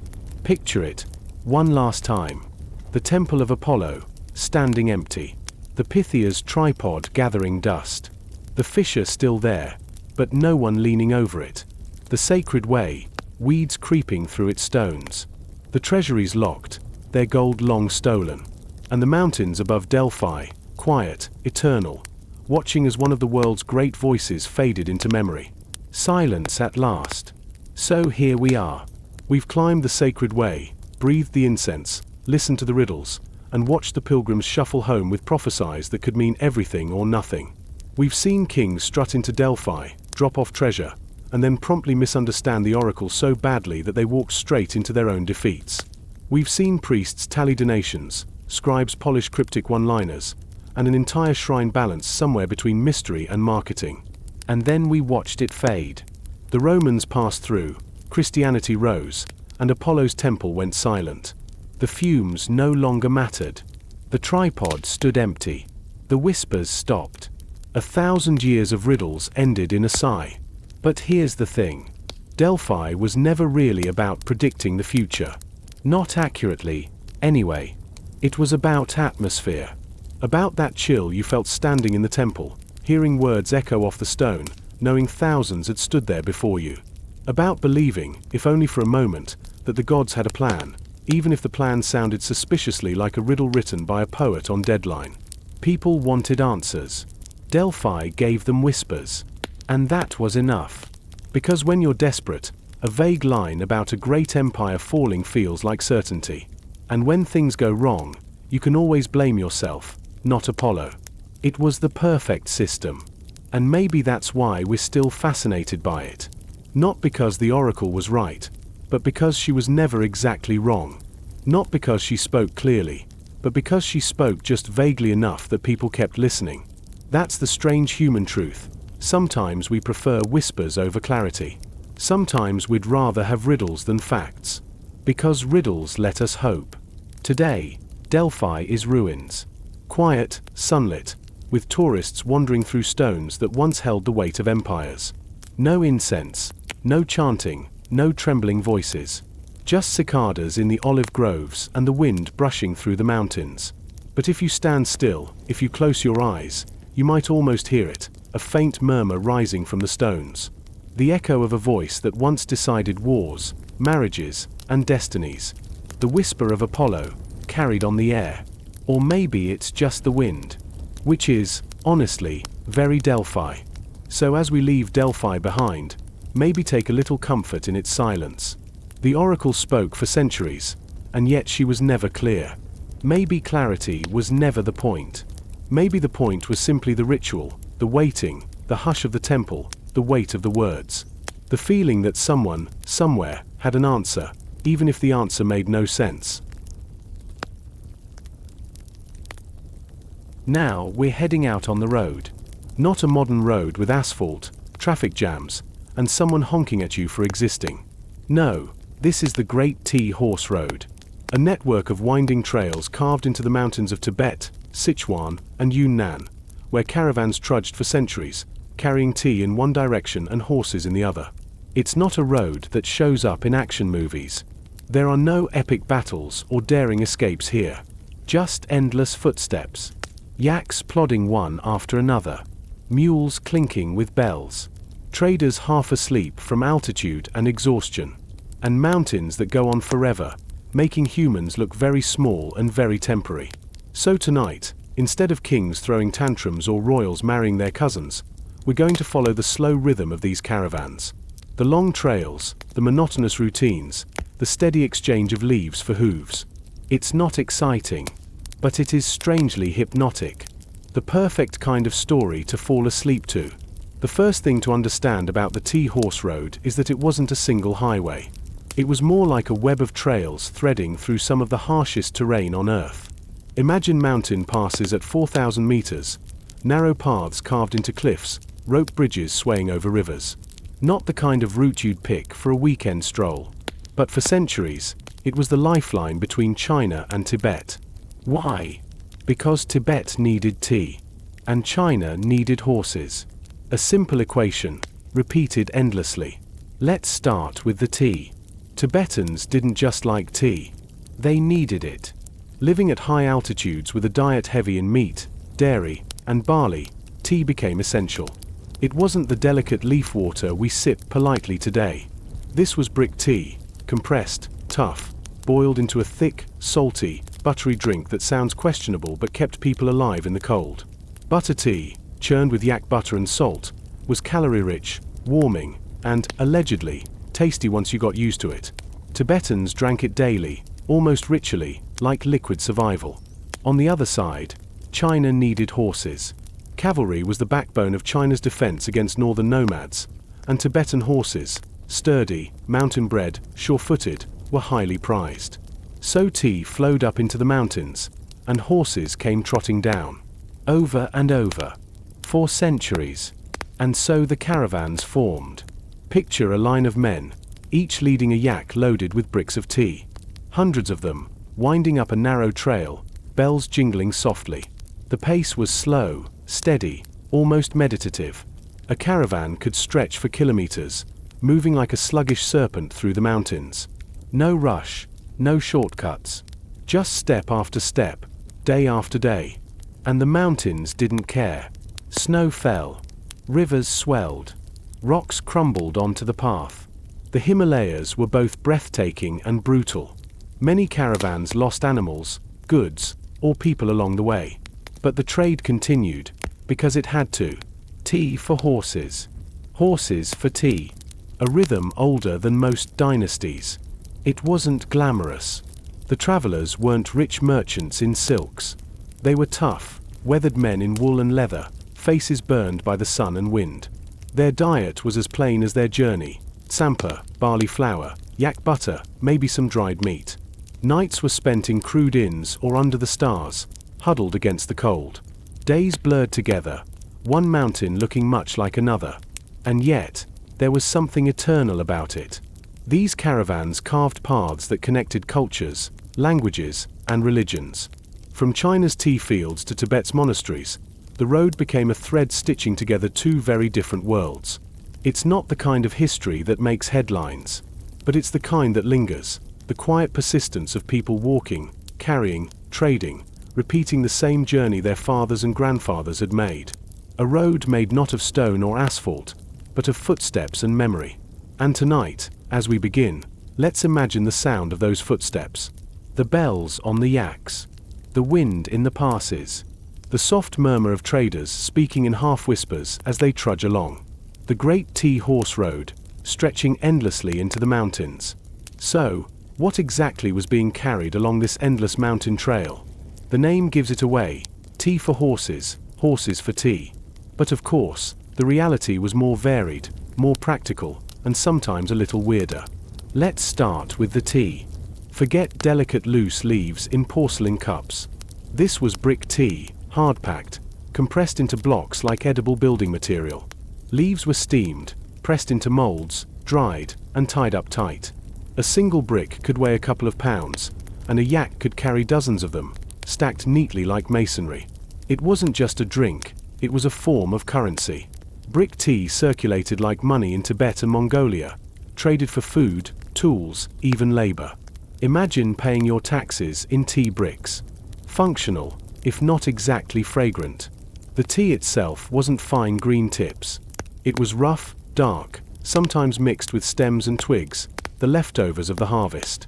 Luxury tea stayed in Chinese courts. Brick tea was the bulk product, designed for survival, not for showing off to dinner guests. And survival it was. Tibetans boiled it for hours, added salt, and churned it with butter. The result? A thick, salty, fatty brew that kept you warm at high altitudes. Modern travelers usually describe it as an acquired taste, which is polite code for please don't make me drink this again. But for Tibetans, it was life. Without tea, the high plateau diet of meat and barley would have been brutal. With tea, you had balance. Now the other half, Horses. Tibet bred strong, short, hardy horses. Not the tall, graceful steeds you see in knightly paintings, but tough little animals with iron lungs. They could handle mountain passes, thin air, and rough terrain. Exactly what China's armies needed to counter nomadic cavalry from the north. So the trade became official. Dynasties signed treaties, set quotas, and demanded a certain number of horses in exchange for bales of tea. Whole bureaucracies sprang up to manage it. Tea horse offices where officials counted bricks, inspected hooves, and argued endlessly over whether that shaggy pony was really worth 20 bricks of tea or only 15. You can almost picture some poor official sighing over paperwork while caravans waited outside. Of course, tea and horses weren't the only things moving along the road. Salt was a big one. High-altitude regions often lacked reliable salt sources, so blocks of it were carried along with tea. Grain moved too, though not as easily. Barley and millet made the journey in smaller amounts. From Tibet came wool, hides, musk, and sometimes even turquoise. From China came silk, porcelain, and iron tools. But the big rhythm never changed. Tea flowing up, horses flowing down. Everything else was just side business. The trade wasn't exactly fair. China set the terms, often undervaluing Tibetan horses while overpricing its tea. But Tibet needed the tea too much to refuse. And so, century after century, caravans trudged along, paying the imbalance in footsteps and sore backs. And speaking of sore backs, the animals bore the brunt of it. Yaks, especially, were the true heroes of the tea horse road. Big, shaggy, patient, endlessly plodding. A yak could carry about 200 pounds across mountain trails, chewing cud the whole way. Mules and horses also worked the caravans, but yaks were king at altitude. Without them, the road simply wouldn't have worked. So picture a single yak. He's loaded with 20 bricks of tea, neatly tied. A bell hangs from his neck, jingling softly as he moves. His handler trudges alongside, muttering under his breath, adjusting the ropes now and then. Behind him comes another yak, and another, until the trail looks like a living chain of fur, bells, and footsteps. Each brick of tea destined to be churned into butter tea in some windswept monastery kitchen. Each horse waiting to gallop across the Chinese plains. The goods themselves weren't glamorous, but the endless repetition, tea for horses, horses for tea, built an entire economy, an entire rhythm of life. One brick at a time, one hoof at a time. And in the silence of the mountains, that rhythm almost sounded like breathing. The slow inhale of caravans climbing up with tea. The slow exhale of caravans descending with horses. A quiet, steady pulse in the heart of the Himalayas. So, we know what they carried. But what was it actually like to be there? To walk with the caravans, day after day, month after month, over mountains that didn't really care if you made it or not. Spoiler, it was long. It was repetitive. And it was about as glamorous as hauling bricks in a snowstorm. The routes themselves were never one straight line. The tea horse road was a whole web, stretching from Sichuan and Yunnan in China, up through mountain passes, across into Tibet, and sometimes beyond into Nepal and India. Some routes were relatively easy, if by easy you mean muddy, steep, and prone to landslides. Others were brutal, narrow cliffside trails, snowbound passes, rivers crossed by nothing more than a swaying rope bridge. One famous stretch was the trail from Huai'an in Sichuan into Tibet. It ran for over 2,000 kilometers, winding through forests, valleys, and high plateaus. Imagine walking that distance with no car, no rest stops, just your feet, your animals, and a constant awareness that you might slip and tumble into a ravine at any moment. Comforting, really. The pace was slow. A caravan might cover 20 to 30 kilometers a day, depending on weather and terrain. That's about a leisurely walk, except you're hauling tons of tea, leading stubborn yaks, and climbing thousands of meters in altitude. Day after day, week after week. It wasn't about speed. It was about endurance. A steady trudge, bells jingling, voices low, wind whistling. At night, the caravan stopped at way stations, inns, or just a patch of ground flat enough to pitch tents. Some areas had rustic hostels called post houses, simple shelters where traders could rest, feed their animals, and maybe enjoy something resembling a hot meal. Others had nothing, forcing caravans to camp out, huddled under firs while snow blew sideways. Food wasn't gourmet. For the handlers, it was mostly tsampa, roasted barley flour mixed with tea and butter. Quick, filling, portable. Add a little dried yak meat if you were lucky, or cheese if you had the teeth to chew it. Day after day, the same meal, in the same cold air. For the animals, it was grass when they found it, or grain brought along in sacks. If neither was available, well, let's just say the animals had to be as tough as their handlers. And then there was the altitude. Many stretches of the T-horse road ran well above 3,000 meters. Thin air, pounding hearts, headaches, and lungs that never seemed to fill. The locals adapted, but for outsiders the altitude sickness was miserable. Some travelers fainted. Some turned back. The caravans, though, kept moving. The yaks didn't complain. They just breathed steam into the cold air and kept plodding. Humans had no choice but to follow.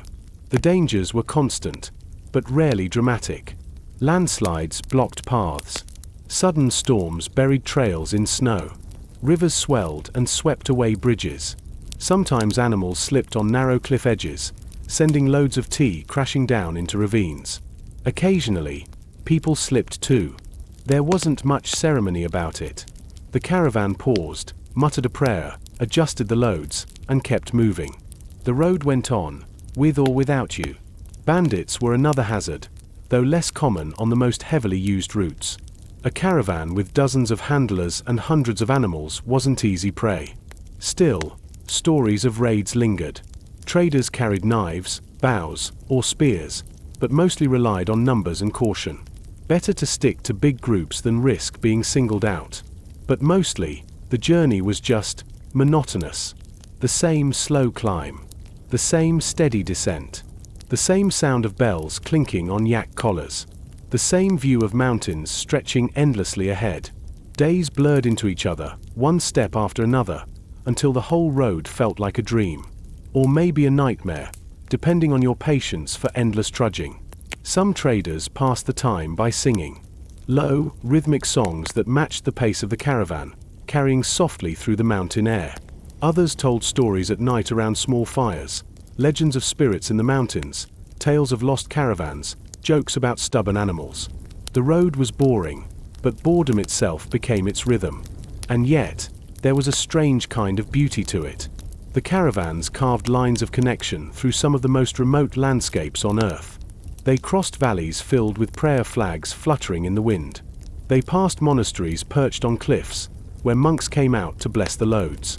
They trudged past villages where locals offered bowls of butter tea to weary handlers. Small moments of humanity breaking up the endless grind. So picture it. A caravan stretched out along a narrow trail. Yaks swaying under their loads, bells ringing softly. Traders wrapped in wool, leaning on staffs, their breath steaming in the cold. The wind whipping prayer flags on a distant ridge, and the endless sound of footsteps, marking time in the mountains. Slow, steady, monotonous, but in its own way, eternal. So far, it's been all about the road itself, the tea, the horses, the endless trudging. But behind those caravans were actual people. Traders, porters, officials, monks, each with their own little slice of this endless story. Because the T-horse road wasn't just a trail.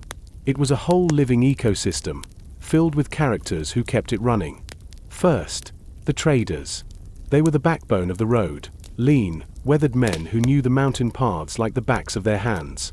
Many were Tibetan, others Chinese, some from smaller ethnic groups along the way. They weren't flashy merchants. No velvet coats or big profits. Most were just small-scale haulers, scraping out a living by moving goods mile after mile. They lived on tsampa, butter tea, and grit. Their faces were burned by the sun, their hands thick with calluses from rope and reins. If you asked them what day it was, they probably wouldn't know. The road measured time in steps, not in calendars. Then there were the porters. Not everyone had yaks or mules. Some men, and occasionally women, carried loads themselves. Tea bricks strapped to their backs, tied with ropes, biting into their shoulders. Step after step, bent double under the weight. It was brutal work. But for the poorest, it was steady pay. Carry the tea. Keep walking. Don't fall behind. At the way stations and villages, you met the innkeepers. They ran little hostels where caravans could stop for the night. Nothing luxurious. 4 walls, a smoky fire, maybe some boiled barley or turnip soup if you were lucky.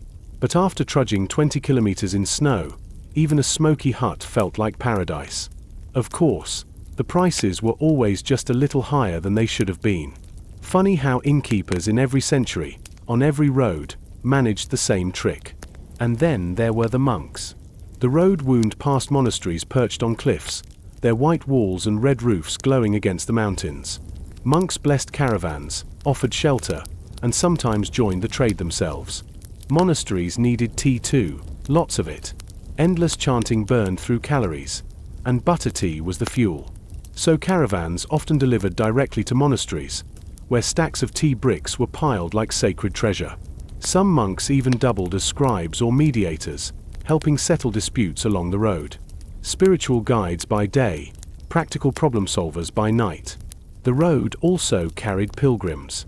Not traders, not officials, just ordinary people making their way to holy sites. Some walked hundreds of kilometers, prostrating themselves on the ground every few steps, inching forward in endless devotion. You can imagine caravans passing them, traders muttering, animals snorting, and there in the dust, a pilgrim lying flat, rising, stepping, and lying flat again. 2 very different rhythms on the same path. Of course, not all the characters were so holy. There were also the officials, bureaucrats in charge of regulating the tea horse trade. They sat in offices along the route, stamping documents, counting bricks, and measuring horseflesh with the air of men who had never actually trudged the road themselves. Their job was to make sure quotas were met, bribes were collected, and no one was smuggling too much on the side. Which, naturally, meant plenty of smuggling still happened. Tea went missing. Horses were swapped. Everyone winked and moved on. And then there were the locals, the villagers living along the road. They farmed barley on narrow terraces, herded yaks on high pastures, and watched caravans pass by like clockwork. For them, the caravans weren't exotic. They were normal. Just another part of the mountain rhythm. Villages provided fodder, food, and shelter, for a price. The road wasn't just a trade link between Tibet and China. It was the lifeline for dozens of small communities along the way. Add them all together: traders, porters, innkeepers, monks, pilgrims, officials, villagers, and the tea horse road becomes more than a line on a map. It becomes a whole world. A chain of lives stitched together by footsteps and bells. Each person moving at their own pace, but all bound into the same slow rhythm. So picture it now. A caravan stopping at a village. Traders adjusting ropes, wiping dust from their faces. Porters dropping their loads with groans of relief. Innkeepers ladling out thin soup. Monks murmuring blessings. Pilgrims bowing in the dirt. The road humming quietly with all these different lives, overlapping for a moment before drifting apart again. A quiet world. A hard world. But a world that carried on year after year, like a heartbeat in the mountains. So far, the tea horse road has felt like an endless line of dusty traders and patient yaks. But behind that steady rhythm was something larger: politics. Because this wasn't just about caffeine and cavalry. It was about emperors, dynasties, and the delicate balance of power between China and Tibet. For China, tea was leverage. Dynasties from the Tang to the Ming understood that Tibetans couldn't live without their brick tea. So why not make it a state monopoly? Only government offices could sell tea to Tibet, and only in exchange for horses. Officials set the quotas, measured the bricks, and counted the hooves.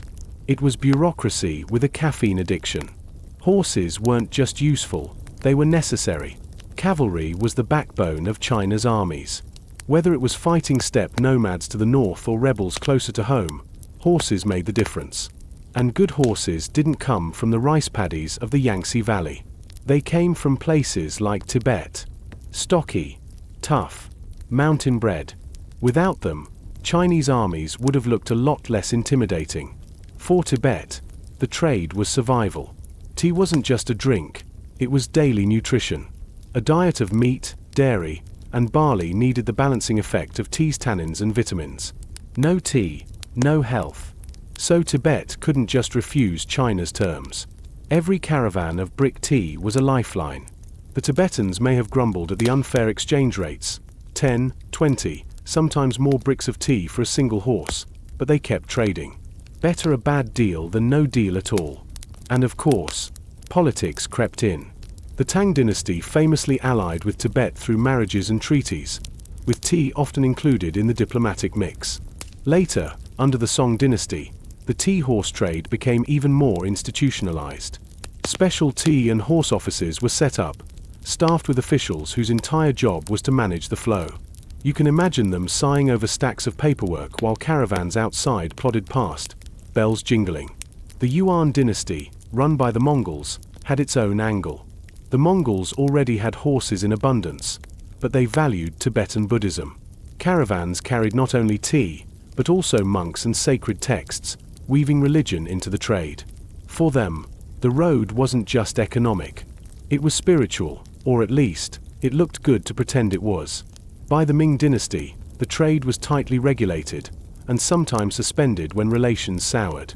No tea for Tibet until the horses came through. Caravans became bargaining chips in a centuries-long negotiation. And the Qing dynasty? They continued the system, using it as one more way to keep the frontier under control. And it wasn't just China and Tibet. Neighboring powers paid attention too. Nepal, Bhutan, and Indian kingdoms sometimes tapped into the routes, nudging caravans their way. Trade spilled across borders, carrying tea and horses, but also rumors, gossip, and politics. The tea horse road was less a straight line and more a living network, shifting with the moods of kings and emperors. Of course, all this diplomacy filtered down to the road itself. Caravans didn't just carry goods. They carried orders, stamped documents, and official seals. An imperial edict could change the whole flow overnight, suddenly cutting off trade, or suddenly demanding more horses. Traders, monks, and villagers all felt the ripples. The mountains themselves didn't change, but the politics did. And the caravans trudged on, adapting, step by step. It's easy to imagine the irony. On the ground, a porter staggered under tea bricks, sweating in the thin air, worrying about his next meal. Somewhere far away, an emperor in silk robes declared how many horses must be delivered this year. The porter never saw the emperor. The emperor never saw the porter. And yet, both were bound together by the same rope trail snaking across the Himalayas. So picture it. In one palace, a dynasty debates quotas, taxes, and strategy. In another, Tibetan leaders count how many tea bricks they can squeeze out of a caravan. And in between, on a narrow mountain pass, a line of yaks trudges forward, bells ringing softly. Empires may scheme, dynasties may rise and fall, but the caravans keep walking. Politics on parchment. Footsteps on stone. Two very different rhythms, tied together by tea and horses. So, for centuries, the tea horse road trudged on. Step after step. Brick after brick. Hoof after hoof. But nothing lasts forever. Even the most stubborn caravan trail eventually meets its match. For the tea horse road, that match came in the form of modernization. Roads, railways, and the slow realization that yaks and mules couldn't compete with wheels and steam. The first cracks came in the 19th century. The world was changing fast. Steamships were cutting across oceans. Railways were racing across continents. Tea was no longer just a brick four-horse bargain between China and Tibet. Global demand was soaring. British traders in India were flooding the market with their own tea plantations in Assam and Darjeeling. The monopoly of Chinese tea was slipping, and with it, the delicate balance of the tea horse trade. Then came the 20th century. Roads crept into the mountains. At first, they were rough, narrow tracks widened just enough for carts. But even that made a difference. What a yak carried in days, a truck could haul in hours. Slowly, caravans started shrinking. Some villages that had thrived on the passing trade saw fewer bells, fewer footsteps, fewer coins dropped on in tables. The steady hum of the road began to quiet. By the mid-1900s, Railways were linking the Chinese heartland to its frontiers. Trains could carry tea by the ton, horses by the herd, faster and cheaper than any caravan. The centuries-old barter of bricks for hooves no longer made sense in a world of factories and steel tracks. And in Tibet, change came too. With roads and political shifts, the old reliance on Chinese brick tea as currency began to fade. People still drank butter tea, they still do today, but it came in sacks of loose leaves, not bricks carried on yak back across impossible passes. The romance of the road gave way to the convenience of trucks rumbling along paved highways. Less poetic, but far more practical. For the people of the caravans, it was an ending. Traders who had spent their lives leading yaks across mountains saw their livelihoods vanish. Some adapted, becoming drivers or shopkeepers along the new roads. Others simply faded away, their skills no longer needed. The slow songs of the caravans went quiet. The bells on the yaks grew rare. And yet, in some places, the caravans lingered. Even into the late 20th century, yaks and mules still carried loads in the most remote valleys, where trucks couldn't reach and roads washed out every rainy season. For a while, the old and new coexisted, engines on the main highways, footsteps on the forgotten trails. But the balance was shifting, and everyone knew it. By the 21st century, the tea horse road was mostly history. Pieces of it still exist as trekking routes for tourists, or dusty roads still used by locals. Some villages still keep old tea bricks as heirlooms, reminders of the days when caravans wound endlessly through their valleys. But the great rhythm, the endless trade of tea for horses, is gone. And in a way, that's fitting. The tea horse road was always about endurance, not speed. About repetition, not change. It lasted for centuries precisely because it was slow, steady, monotonous. But in a world that suddenly demanded speed and scale, monotony lost. The road, like the caravans, simply couldn't keep up. So picture the end. A caravan trudging along one of the last stretches, yaks loaded with tea bricks, bells jingling faintly. Ahead, in the distance, a new road cuts across the mountain, and a truck rumbles past, horn blaring. The caravan pauses, steps aside, lets the machine pass. Then, slowly, it moves on, as it always has. But this time, everyone knows. The old rhythm is fading. The mountains will still stand. But the tea horse road is nearly silent. So here we are. We've trudged with the caravans, heard the yak bells, chewed our imaginary barley flour, and watched the politics of dynasties play out in bricks of tea and hooves of horses. We've seen the road busy and alive, then quiet and fading. And now the tea horse road has finally gone still. In the end, it wasn't some dramatic collapse. No empire burned it down. No single battle ended it.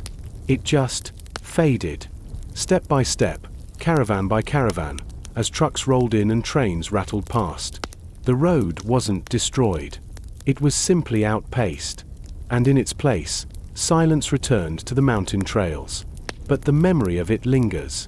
In villages where old men still remember the sound of bells echoing across valleys.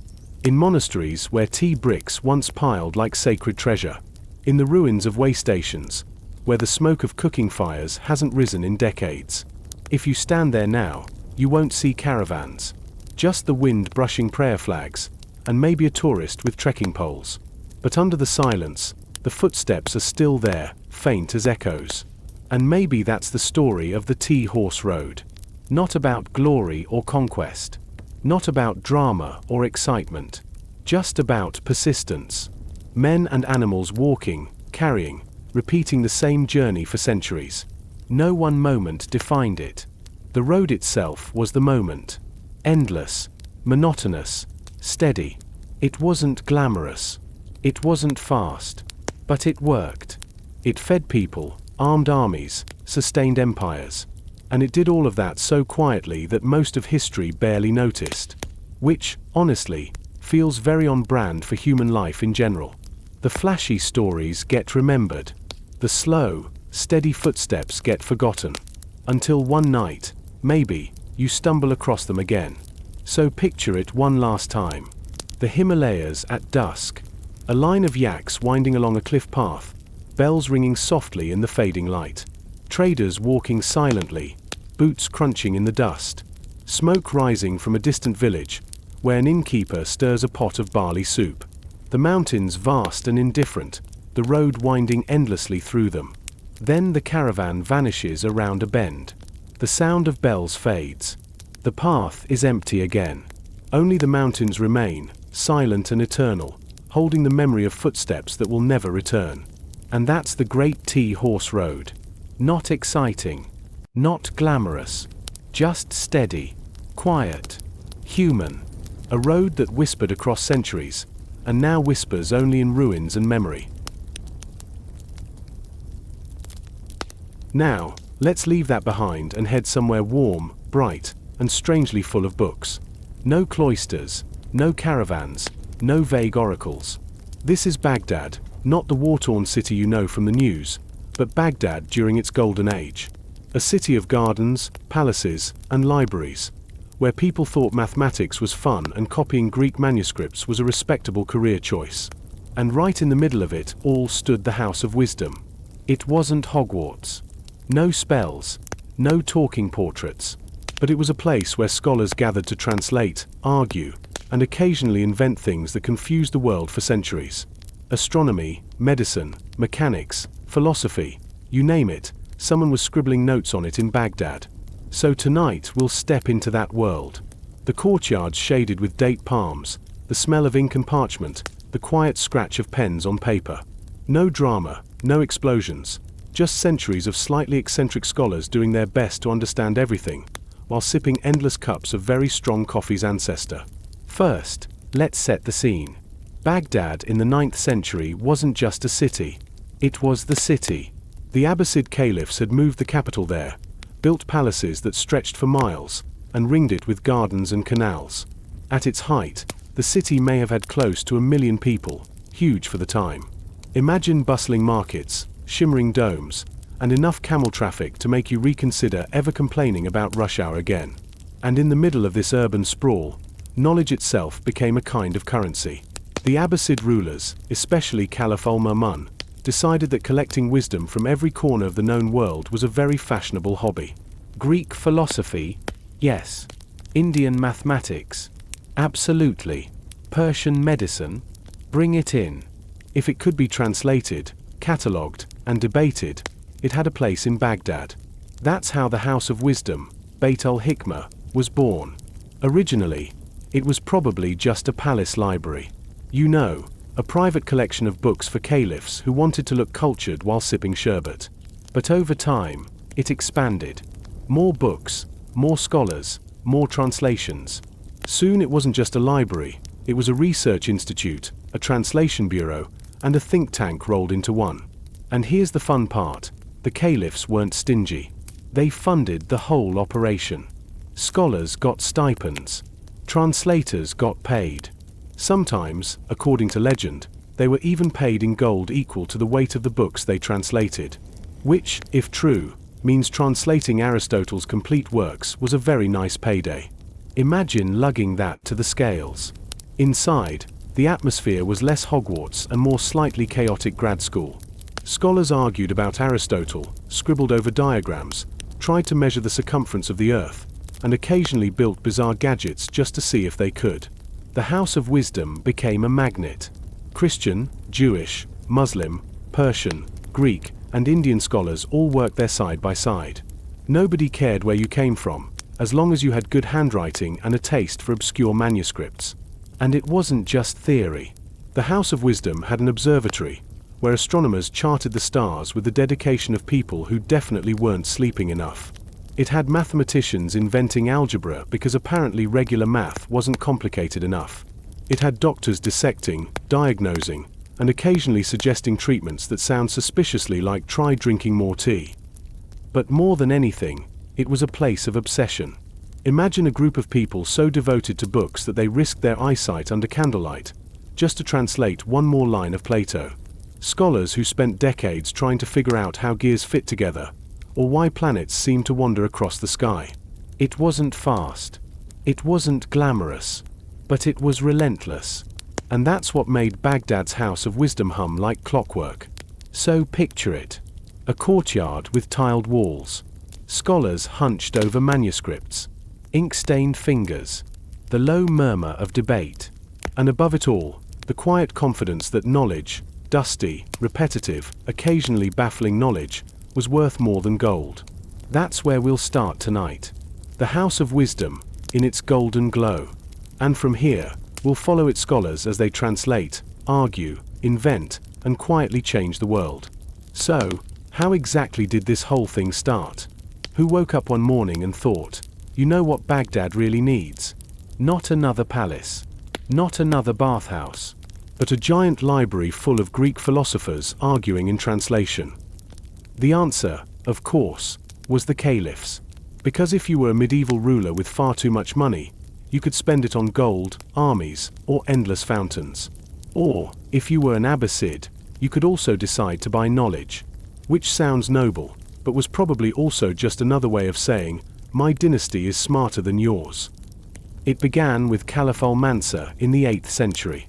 He was one of the early Abbasid rulers, and he laid the foundations of Baghdad itself.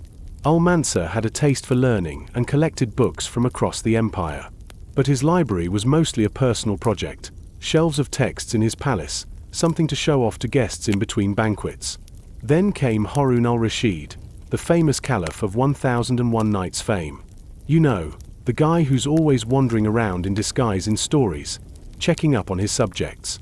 In reality, Harun was less about bedtime stories and more about managing an empire, but he did love knowledge. He expanded the library, added more books, and, in a very practical move, made sure his sons got a decent education in philosophy and science. Which, as parenting goes, is better than marrying them off at 12. But the real turning point came with Caliph al-Ma'mun in the early 9th century. Al-Ma'mun was, well, let's just say he was obsessive. He wanted to understand the universe, and he wanted Baghdad to be the place where it happened. He turned the House of Wisdom from a glorified book cabinet into a full-blown research institute. Scholars were summoned, paid, and sometimes forced into service, because nothing says academic career like being politely threatened by a caliph. Al-Ma'mun loved Greek philosophy. Aristotle, Plato, Galen, he wanted them all in Arabic. He sent emissaries to Byzantium to fetch manuscripts. He ordered translations of Indian texts on mathematics and astronomy. He practically hoarded paper. Baghdad under Al-Ma'mun became a sponge, soaking up every scrap of wisdom from east to west. And he didn't just collect books, he tested ideas. Famously, Al-Ma'mun wanted to measure the size of the earth. Not metaphorically. Literally. He sent 2 teams of surveyors into the desert. One walked north, the other south, both measuring a degree of latitude step by step. When they came back, they compared notes, did some math, and concluded the earth was big. Which is true. Not perfectly accurate, but impressively close for people using nothing but sticks, ropes, and a lot of patience. This was Al-Ma'mun's style: grand experiments, endless translations, and a slightly terrifying drive to know everything. Imagine a ruler who didn't just want your taxes but also wanted your copy of Aristotle's Metaphysics, and would pay handsomely, or else. The scholars followed. Baghdad drew in mathematicians from Persia, physicians from India, translators from Syria, and philosophers from anywhere within camel's reach. Some were Christians, some were Jews, some were Zoroastrians, many were Muslim. But inside the House of Wisdom, what mattered was whether you could translate Greek into Arabic without losing track of the subjunctives. And here's the thing, the Abbasids didn't see this as a contradiction. They didn't think importing pagan Greek philosophy clashed with their religion.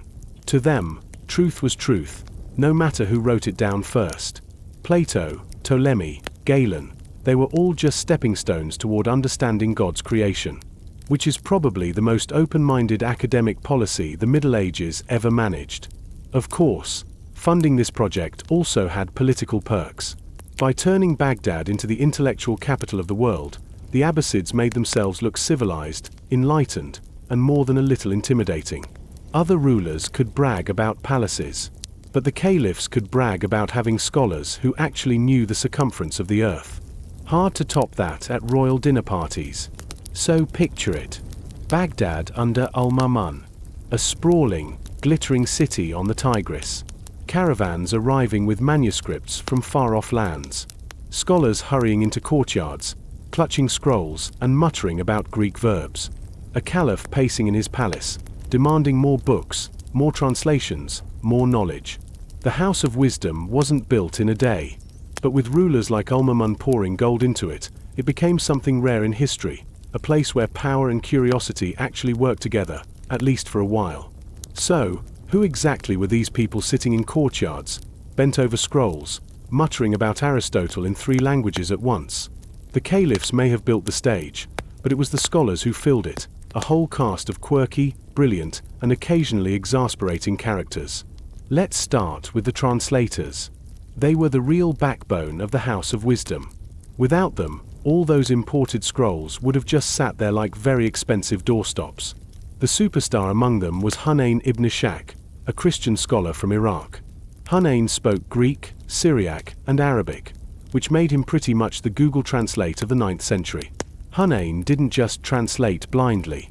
He compared multiple Greek manuscripts, cross-checked them, and then rendered them into clear, elegant Arabic. If he found errors, he fixed them. If he thought the Greek was clunky, he polished it. Which means half the time, scholars in Baghdad were reading improved versions of Galen or Hippocrates. Imagine getting a medical text where the translator also went, "Yeah, that's nonsense, let's correct that." Hunayn basically set the standard for how serious translation should be done. And he had a whole team, including his son and nephews, working under him. They churned out translations of medicine, philosophy, astronomy, you name it. If the Greeks wrote it, Hunayn probably had a copy on his desk, waiting to be wrangled into Arabic. Then there were the mathematicians. One of the biggest names was Al-Khwarizmi. If his name sounds familiar, it should, algorithm comes from it. Which means every time you complain about YouTube's algorithm, you're technically complaining about a 9th century Persian guy who just wanted to make math tidier. Al-Khwarizmi worked on algebra, literally al-jaba in Arabic. He wrote books laying out systematic ways of solving equations, which, let's be honest, most of us would prefer not to read. But his work mattered. It spread into Europe, shaped medieval math, and eventually haunted schoolchildren everywhere. Thanks, Al-Khwarizmi. But he wasn't just about math. He dabbled in astronomy, geography, and even helped produce new maps of the known world. In his spare time, he basically invented the field of cartography in Baghdad. The man clearly didn't believe in hobbies. Medicine was another obsession of the House of Wisdom, and one name looms large, Al-Razi, known in the West as Rhazes. Al-Razi was a doctor, philosopher, and all-around contrarian. He wrote endlessly about diseases, treatments, and even ethics in medicine. Famously, he described smallpox and measles as distinct diseases, which might sound obvious now but was revolutionary then. He also ran hospitals in Baghdad, where his practical streak showed. When asked to pick the best site for a new hospital, he supposedly hung up pieces of meat in different districts and chose the spot where the meat rotted slowest. Scientific? Maybe not. Clever? Absolutely. And he wasn't afraid to argue. Al-Razi wrote treatises criticizing Galen, the medical giant of antiquity, pointing out where the old master had gotten things wrong. Which, in an age where people practically worshipped Galen, was a bold move. Some thought him brilliant. Others thought him annoyingly smug. He was probably both. Astronomy had its stars too. Scholars like Al-Farghani wrote works on the motions of celestial spheres, building on Ptolemy but tweaking the details. Al-Mamun even built observatories in Baghdad and Damascus, where teams measured the stars, tracked planetary movements, and double-checked ancient data. Imagine rows of scholars squinting through primitive instruments at the night sky, debating whether Mars was wandering where it shouldn't. And then there were the philosophers. Al-Kindi, often called the philosopher of the Arabs, tried to reconcile Greek philosophy with Islamic thought. He wrote on everything: music theory, optics, medicine, math. He was a generalist in the truest sense, the kind of person who probably would have started 10 different YouTube channels if he'd been born today. Of course, this made him a little unpopular at court. Not everyone liked his obsession with Aristotle, but his work set the stage for later giants like Avicenna and Averroes. The scholars weren't saints. They had egos. They argued. They criticized each other's translations. They occasionally got dragged into theological debates that went nowhere. But that's what made the House of Wisdom lively. It wasn't a monastery of silent scribes. It was more like a noisy faculty lounge, filled with people who were all very sure they were right about everything. And the diversity was striking. Christians, Muslims, Jews, Persians, Arabs, Syriacs, all working side by side. In an age when most of Europe was busy squabbling over feudal rights and forgetting how to read Aristotle, Baghdad was buzzing with multicultural debate. Scholars weren't locked into identity politics, they were locked into grammar disputes. Which, frankly, is an improvement. So picture it. Hunayn hunched over a manuscript, muttering in 3 languages. Al-Khwarizmi scribbling equations that would one day annoy algebra students forever. Al-Razi poking at patience and then writing scathing notes about Galen.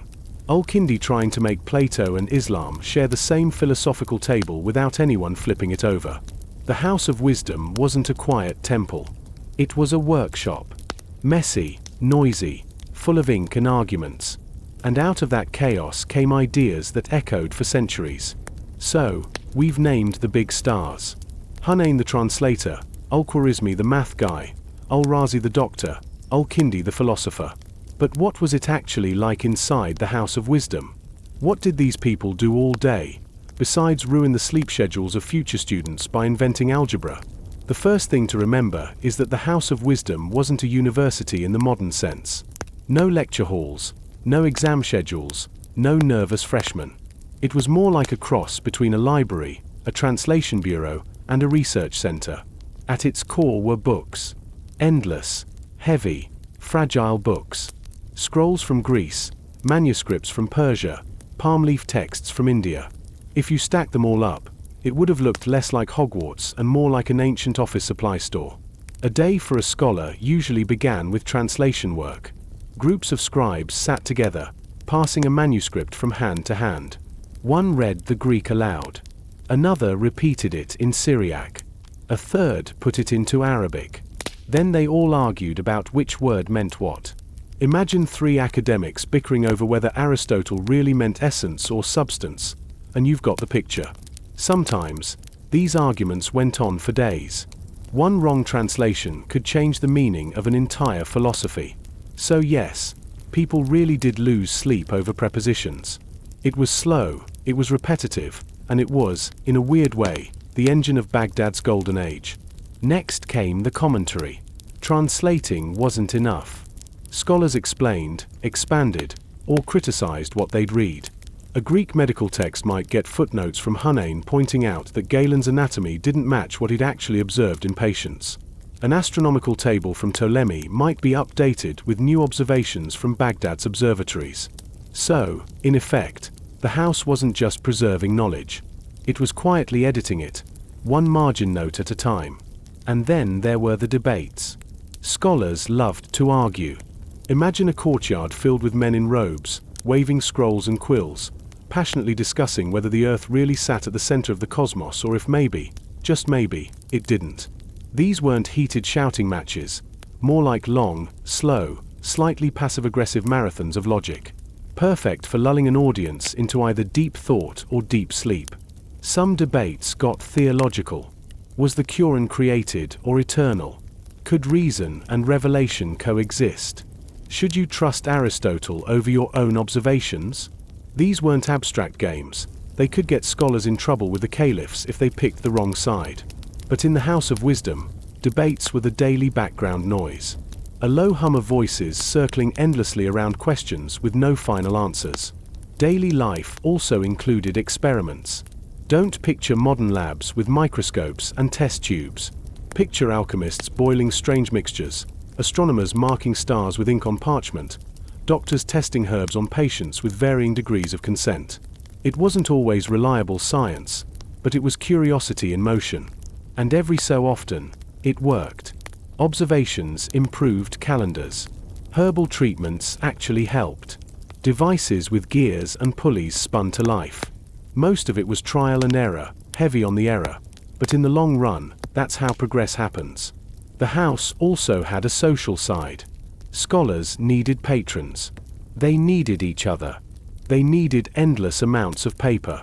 So there were meals, conversations, even friendships across religious lines. A Muslim mathematician might spend the afternoon working with a Christian translator and then wander off to dinner with a Jewish astronomer. Baghdad was cosmopolitan, and the house reflected that. It wasn't just a workplace. It was a community of slightly obsessive book nerds. And let's not forget the quirks. Scholars were human, after all. Some hoarded manuscripts, refusing to share. Others wrote notes in margins complaining about how awful the handwriting was. A few developed reputations for being stubborn in debate. Al-Razi, for instance, was famous for sarcasm. Not a great trait when your job involved telling powerful people that their favorite Greek doctor had been wrong for centuries. Some were eccentric in lifestyle, too. There are stories of scholars forgetting to eat because they were too deep in calculations. Others wandered the streets muttering equations. Some obsessed over astrology, convinced the stars were secretly judging their work. The house may have been about wisdom, but wisdom often comes wrapped in very human oddities. What held it all together was the routine. Day after day, year after year, the same rhythm.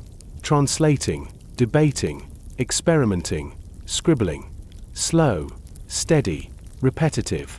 It was the scholarly equivalent of a caravan road, not dramatic, but relentless. And over time, those tiny daily efforts added up to something enormous. A body of knowledge that stretched across languages and centuries. So picture it.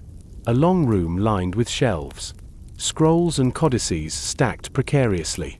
Scholars hunched at low tables, pens scratching. The murmur of debate floating through a courtyard. Outside, Baghdad bustled with merchants and camels. Inside, the House of Wisdom hummed with its own clockwork, slow, steady, precise. A rhythm not of footsteps this time, but of ink on parchment. So, what actually came out of all this scribbling and muttering? Was the House of Wisdom just a glorified translation club, or did it actually do something? The answer is both. Translation was the foundation, but building on that foundation came whole new fields of knowledge. Not fireworks, not sudden aha moments, more like steady drips of insight that eventually filled whole buckets. Let's start with astronomy. Baghdad scholars were obsessed with the sky, partly because calendars mattered, knowing when Ramadan began, when to plant crops, when to celebrate festivals, and partly because, well, they just liked stars. Caliph al-Ma'mun even built observatories in Baghdad and Damascus, complete with instruments for measuring celestial angles. They produced Zij tables, detailed star charts and astronomical tables. Al-Farghani wrote a famous compendium on the motions of the celestial spheres, summarizing Ptolemy but also tweaking him when the math didn't quite work. Later Europeans read his work and used it as a primer. And remember that Earth-measuring experiment? That was astronomy too. Scholars walking into the desert with measuring rods, trying to pin down the planet's size. The numbers weren't perfect, but they were close. Close enough that centuries later, European mapmakers were still using those calculations as references. So, yes, the flat Earth stereotype? Not in Baghdad. They had already done the math, sighed, and moved on. Then there was mathematics. Al-Khwarizmi, as we mentioned, gave us algebra. His book, Kitab al-Jabr, laid out systematic ways to solve equations. Linear, quadratic, all neatly arranged like an accountant's dream. He also popularized Hindu-Arabic numerals, the ones we use today, 0 through 9. Before that, the Romans were still fumbling with their I's, V's, and XS. Try doing long division in Roman numerals and you'll quickly understand why Baghdad's system was better. And yes, they gave us the 0. Not invented in Baghdad, but borrowed from India and championed by scholars there. Imagine life without 0. No algebra, no decimals, no binary code. Just endless piles of tally marks. Every time you look at your phone, you're quietly indebted to the House of Wisdom for deciding that nothing deserved its own number.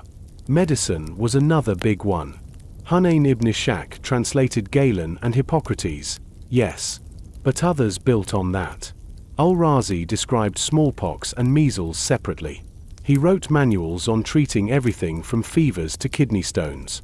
He even emphasized observation over dogma, telling doctors to trust what they saw in patients, not just what ancient books said, which is refreshingly modern, even if some of his remedies still involved questionable syrups. Later came Ibn Sina, or Avicenna, whose canon of medicine became the medical textbook for centuries in both the Islamic world and Europe. He wasn't a full-time House of Wisdom guy, more of a distant graduate, but his work grew out of the same tradition. For centuries, if you studied medicine, you read Avicenna, whether you liked it or not. Then there was mechanics. Scholars in Baghdad loved gadgets. One of the quirkiest inventors was the Ban MSA with Macron brothers, 3 siblings who wrote a book on ingenious devices. Their collection included fountains that refilled themselves, trick vessels that dispensed a set amount of liquid, and even early forms of automatic machines. None of it was Industrial Revolution material, but it showed a fascination with gears, levers, and hydraulics, little mechanical puzzles that foreshadowed later clockwork. They weren't building robots, but they were building the idea that machines could imitate natural processes. Water flowing, weights shifting, wheels turning. Small curiosities, tinkered with in courtyards, but quietly important steps in human imagination. And then, of course, there was philosophy. Scholars in Baghdad didn't just translate Aristotle, they wrestled with him. Was the universe eternal, as Aristotle said, or created, as theology taught? Could reason and revelation coexist? Al-Kindi, Al-Farabi, later Avicenna, they all tried to square Greek philosophy with Islamic thought. They didn't always succeed, but the attempt itself shaped centuries of debate. Europe would later rediscover Aristotle through these Arabic translations, complete with commentary. So, if you've ever sat through a philosophy class wondering why anyone cares about Aristotle's metaphysics, blame Baghdad.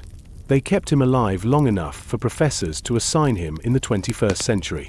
What ties it all together is that nothing was treated as finished. Ptolemy's star charts? Check them. Galen's anatomy? Test it. Aristotle's logic? Argue with it. The House of Wisdom wasn't just preservation.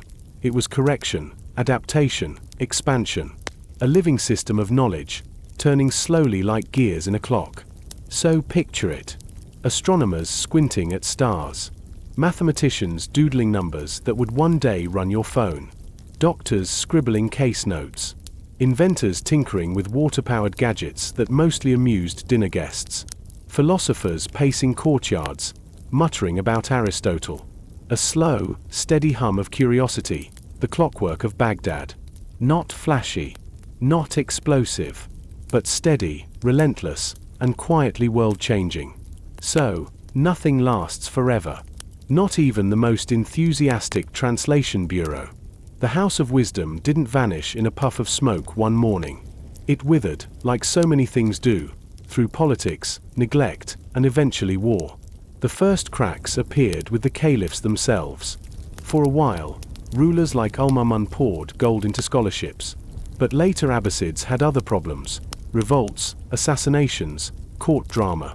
Knowledge was still valuable, but it wasn't the shiny prestige project it had once been. Scholars kept working, but with thinner funding and less enthusiasm from above. Then came theology. For a while, the Abbasid court had embraced rationalist ideas, reason, debate, Greek philosophy. But tides shifted. More conservative voices gained influence, arguing that too much Aristotle was dangerous. Why wrestle with pagan metaphysics when you already had revelation? It wasn't a complete crackdown, but the atmosphere changed. Translating Galen was still useful. Translating Plato's eternal forms started looking suspicious. The house didn't shut down, but the vibe was definitely less "let's measure the earth" and more "maybe don't anger the clerics." Meanwhile, Baghdad itself was changing. The city that had been the jewel of the Abbasids slowly frayed. Rival dynasties rose. Provincial governors acted like mini-kings. The once unified empire turned patchy. Trade routes shifted. Money flowed elsewhere. The House of Wisdom wasn't abandoned, but it wasn't the glowing center of the world anymore either. And then, the big one. The Mongols. In 1258, Hulagu Khan's forces swept into Mesopotamia. Baghdad, after centuries of glitter, fell in fire and blood. The House of Wisdom, if it still existed as a distinct institution by then, was destroyed along with the city. Legends say the Mongols threw its books into the Tigris River, turning the water black with ink. That image gets repeated in almost every history book, and while it's probably exaggerated, no library actually bleeds ink into rivers. The symbolism stuck. Centuries of learning, scattered, burned, lost. Whether the books really dyed the river or not, the knowledge was certainly fractured. Some texts survived, copied elsewhere, but the house itself was gone. It's worth remembering, though, decline wasn't just one invasion. The Mongols were the coup de grace. The house had been weakening long before, from neglect, shifting priorities, and the general messiness of history. By the 13th century, it wasn't the buzzing hub it had been under Al-Ma'mun. More like a quiet remnant, ticking faintly until someone knocked it over. And yet, its legacy didn't vanish. Those translations had already spread. Latin Europe picked them up, first in Spain, then in Italy, then everywhere. Algebra traveled west. Astronomy tables crossed borders. Aristotle, Plato, Galen, all of them re-entered Europe through Arabic translations. Even after Baghdad burned, its clockwork kept ticking, in different hands, different languages. So picture it. Baghdad's palaces crumbling. Scholars fleeing. The Tigris choked with debris. The courtyards where ink once flowed now silent. The House of Wisdom, once so full of voices, falling quiet. Not with a bang, but with a long, tired sigh. The books may have burned. The buildings may have fallen. But the ideas had already slipped free, traveling quietly along other roads. So here we are. We've walked through the golden courtyards of Baghdad, listened to translators argue over Greek verbs, watched mathematicians doodle algebra, and seen doctors mutter over patients with meat-hanging experiments. We've seen caliphs proudly fund it all, then drift away to other distractions. And finally, we watched the House of Wisdom fall into silence. And yet, its echo lingers. The House of Wisdom was never about one genius discovery, or one dramatic invention. It was about rhythm. Slow, steady, repetitive. Translating line after line. Scribbling diagram after diagram. Measuring stars night after night. Nothing flashy. Just relentless curiosity, turned into clockwork. And from that clockwork came algebra, medical texts, astronomical tables, philosophy commentaries. Things that didn't just stay in Baghdad. They crossed into Persia, into Spain, into Europe. They resurfaced centuries later in classrooms, in textbooks, in ideas we still use without even thinking. Every time you write down a zero, you're echoing Baghdad. Every time you hear the word algorithm, you're repeating al-Khwarizmi. The house may be gone, but its gears are still turning quietly in the background of daily life. Today, the site itself is gone. No ruins, no museum, no building to point at and say, this was the House of Wisdom. Only stories, scattered manuscripts, and the memory of a time when Baghdad was the brightest light in the world. If you walk the city now, you won't see marble courtyards filled with scholars. You'll see modern traffic, modern noise. But if you close your eyes, maybe you can still imagine the murmur of debates, the scratch of pens, the hum of knowledge. And that's the strange beauty of it. Some histories survive in stone, in towers, in ruins.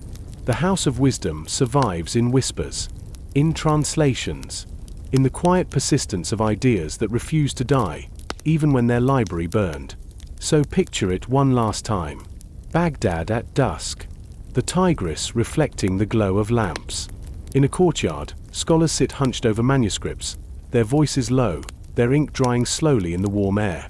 Beyond the city, the desert stretches into silence. Within the house, the gears of thought turn, steady as clockwork. And then, centuries later, the voices fade, but the echo remains.